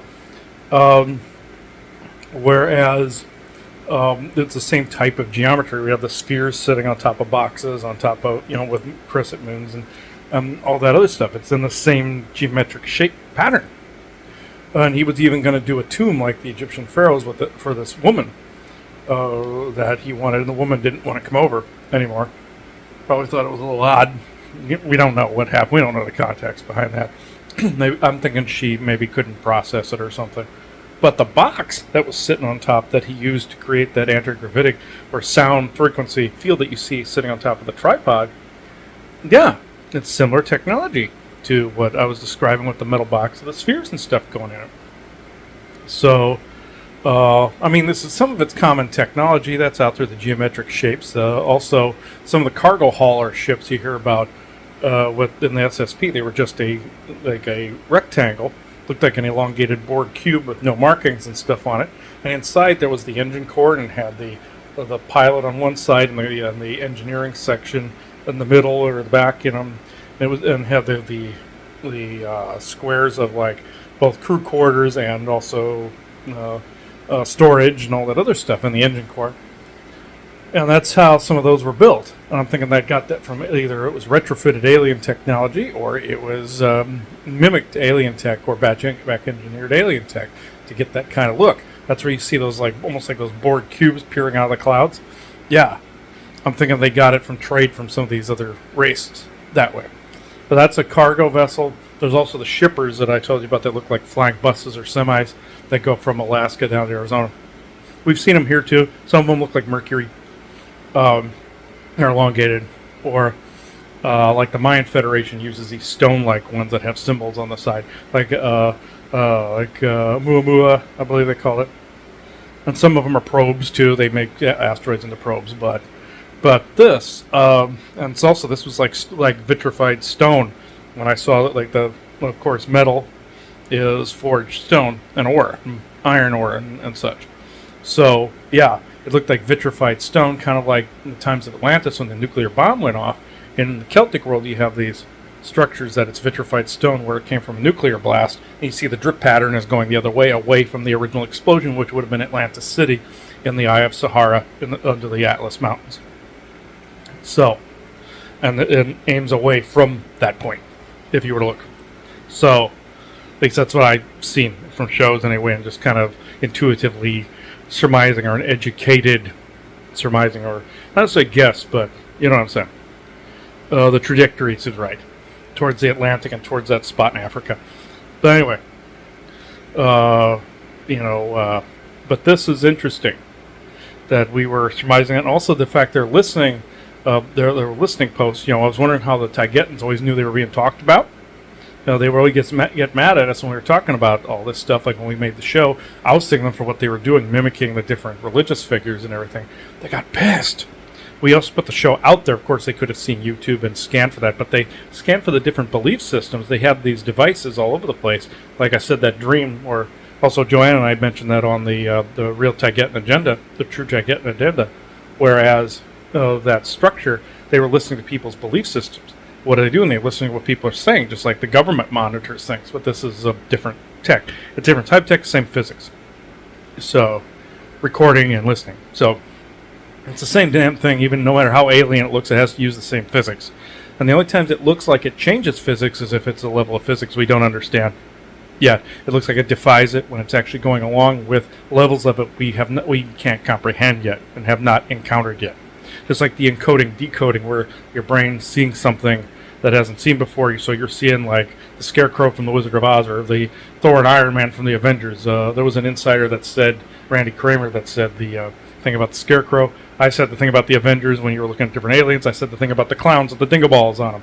So it's encoding, decoding, and that's Isaac's thing, where he made them look like clowns. Same thing, where you haven't encountered something yet. Just also comprehending certain physics. You haven't encountered it yet. Like in Star Trek Voyager, when Janeway was talking to the holographic Da Vinci, when he was trying to comprehend, or she was trying to get him to comprehend what was going on when they captured his hologram. He thought he was in the New World in America. And she goes, do you believe that there's just some things that you've encountered that you can't comprehend? And because his programming was limited towards the Da Vinci character, he goes, of course. This was John Rhys Davies that was playing that character. He goes, of course, there is. People were surprised when Gimli himself appeared in Trek, but it was some people were shocked and surprised at that. Some Trek fans were awed, just like when Christopher Reeves appeared in Smallville. They only announced it just in the commercial break, just before, and now a message from Christopher Reeves. And then he appeared in the episode after he gave his message about paralysis and everything. He appeared in the episode, and shortly thereafter, the actor passed away. But that's how they sometimes will announce. They did that with Voyager. He just appeared there, and his name was in the credits. They didn't announce it or anything on the commercials. That's sometimes how they do it. So, I will leave this here. It is 1:05 p.m. Eastern Standard Time, Thursday, February 29th, 2024. Thank you. Oh, another part of the extreme OCD behavior, this is part of the babbling conversation, is Isaac's edifice outside. I have it facing the door, which he wanted, but I'm always out there trying to straighten it perfectly symmetric. And that's also that ancient side of me where I was somebody who made symmetric, pyramids and obelisks and all this other stuff. The things have to be perfect. But the pyramids I make here aren't always exactly symmetric. These come from a soapstone model that I gave the mold maker that wasn't always exactly perfect, but yet it works. It does its job what I want it to do. So regrounding is not caring about the symmetrics. So and he gets mad, if I'm out there anally kind of just OCD-ish trying to situate it, like moving and turning the labels on medicines and pop bottles and stuff like that. Medicines in the cabinet all have to have the label out. Spices all would have to have the label out. You can clearly see what something is by the ingredients, but of course having the labels out, that's like also storekeepers do. That's how catalogers do, accountants, all this other stuff. So that's in the genetics in some fashion in some of those jobs. Herbalists, and it comes through the genetics. You fight it in one aspect, ground, of course, use it in wherever it's needed, and not anything else. So, for organizational purposes, and that's it. Like I have jars full of ingredients. Most of them. I found out the energies of it have to be seen the light. The crystals, I had them in buckets, and they didn't like that. They had to be out in the open, like all these. So I had to put it like ingredients. That's where more than likely, I believe I had herbalist and apothecaric past lives, and dimensional selves in the multiverse, and that's where I'm getting some of this from too. Just like my skill set came from classes in the SSP, but I'm using it for good here. So for my psychic services. So bleed through. It is 8:31 a.m. Eastern Standard Time, Friday, March 1st, 2024. Thank you. Oh, more on the babbling concept. More OCD behaviors showed up as I shed other ones. New ones surface. Like I have one now where I touch the tip of my nose constantly, like this. It used to be where I would touch here, and then Joanna would start doing this, getting some empathic transference from me. You can transfer it to others apparently too, kind of like a virus, kind of like when you yawn, how others in the room yawn. It's because you're clearing energy, raising the frequency, and that's how that spreads. But mannerisms can spread in a similar way. I've noticed I've started to get new ones, where I've forced myself to quit the old ones, and new ones started to surface. Now I'm going to force myself to quit the new ones and see what happens there. It keeps continuing. And there could be 100, even 1,000 layers to this. I don't think it's quite that high. It's probably a couple hundred at best, but we'll see. And how many variations the layers have. Some of them, there could be only 10 for all I know. So we'll see how that goes. If there is nothing else, you'll hear nothing else. And I will babble no longer. So it is. There were 3 ones there, so it's more likely also AI. And the mouth, we call it, participating in this, if not governing it. So it is. Well, like through V2K technology and whatnot. So it is 9:43 p.m. Eastern Standard Time, Friday, March 1st, 2024. Thank you. Okay, one other thing about the babbling. There's another OCD thing that popped up. And I've had this before, I just didn't notice it to document it. As you talk about them, they tend to go away. That's a good way to get rid of this too, is to acknowledge it and then ground in the opposite polarity of it by not doing it. This one's going to be a little tougher because this is about words, where as I'm putting the AdSense, or AdWords, not AdSense, but AdWords, into the Google AdWords, I was putting the Halo stuff up, I had to put all like not only the Halo games in order, but the same content I put as the AdWords in all of those.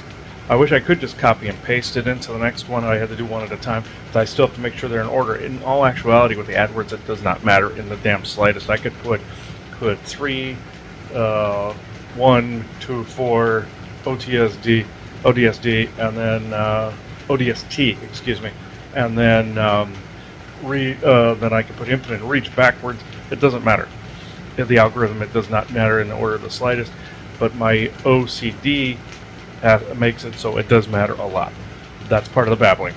That's part of the OCD behavior. So I logged this one, and I'm going to put it backwards at some point just to fight that. And I would suggest people do that.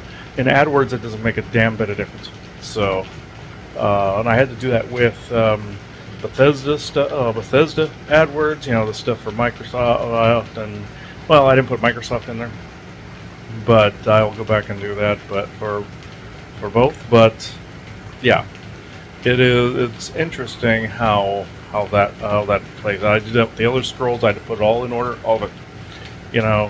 Conspiracies. I did that for conspiracy sector, and subjects that were for the lifting. But I always had to put them in the same combination of words. Doesn't matter in the slightest for AdWords. So it is 3:28 p.m. Oh. Also, if you're wanting to get certain shows in certain areas, to get past some of the shadow banning, put like common words in there, like God, Jesus, all those things. They can sit into there. People hate it when people put it in the common categories: God, government, Jesus, Republican, Democrat. Any of these bigger words. Presidents' names, stuff like that. It gets it in those other lists, and that's another way to get around the shadow banning, by the way. And I did that with some shows. Some people got pissed at me. My father always hated it when he got on eBay and saw things in the generalized lists and all of them too. But people do that for that reason.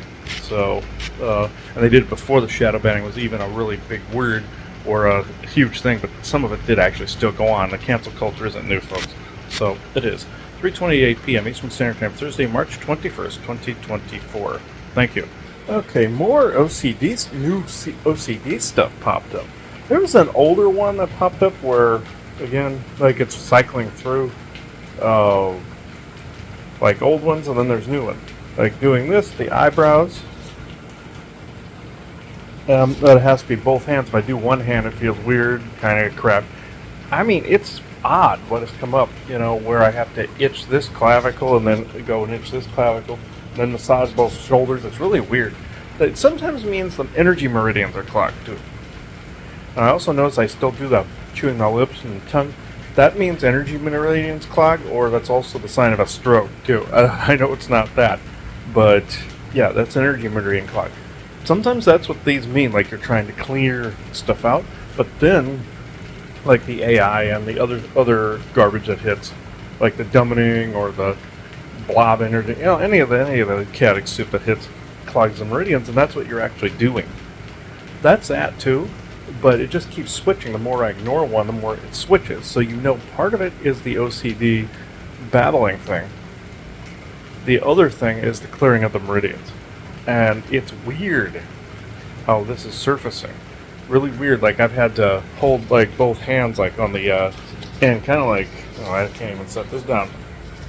Kind of like this, where you hold both hands, or even put the finger under like this and do this. But you have to do both sides, or I cross a leg and then I have to cross the other leg.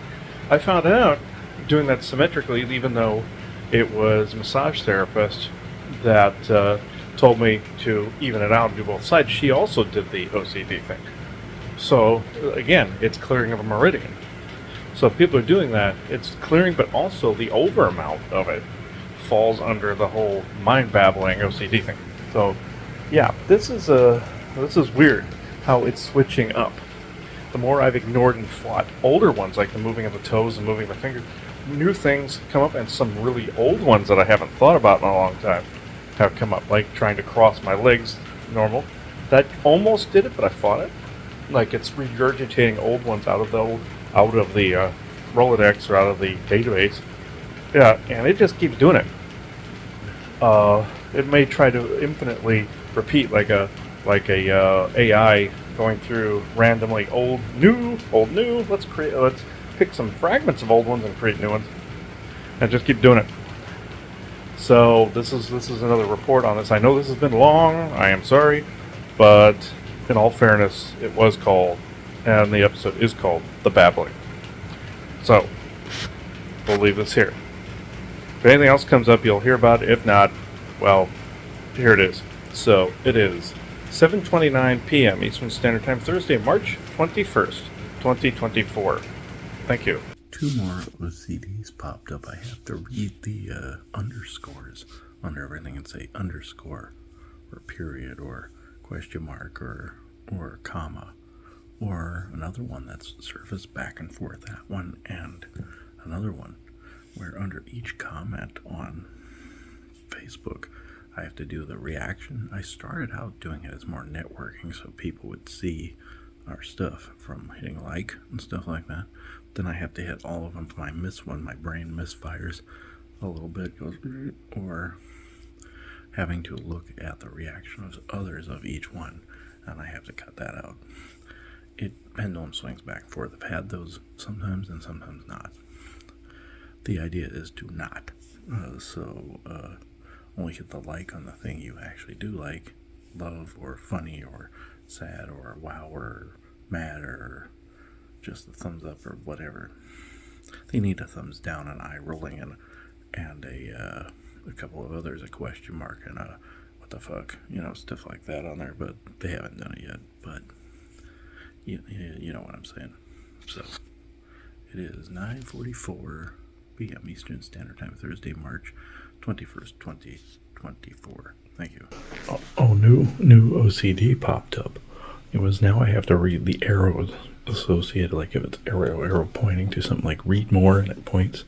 I have to read the dashes, arrows, all this other stuff. Weird new stuff pops up constantly. And it's because of resisting the other ones. With each new one, it has to be resisted. This is how far down the rabbit hole this goes, unfortunately. So I just figured I'd add that report there. So it's 3:47 p.m. Eastern Standard Time, Monday, March 25th, 2024. Thank you. You see, with each new one, each old one resisted, a new one surfaces. It just goes down the rabbit hole a lot. Therefore, you have to have, it's the same rules each time. And it's psionic attacks is what it is. So, and causing the OCD, and you have to constantly build that muscle. If you can build your muscle equal to where the bad guys have been, through their psionic garbage, you're more powerful. Like Morpheus said in The Matrix, they can never be as powerful as you. It's because your muscles are stronger in this case. I'm not saying you're superior. I'm just saying you've had more weights to lift. So it is 3:48 p.m. Eastern Standard Time, Monday, March 25th, 2024. Thank you.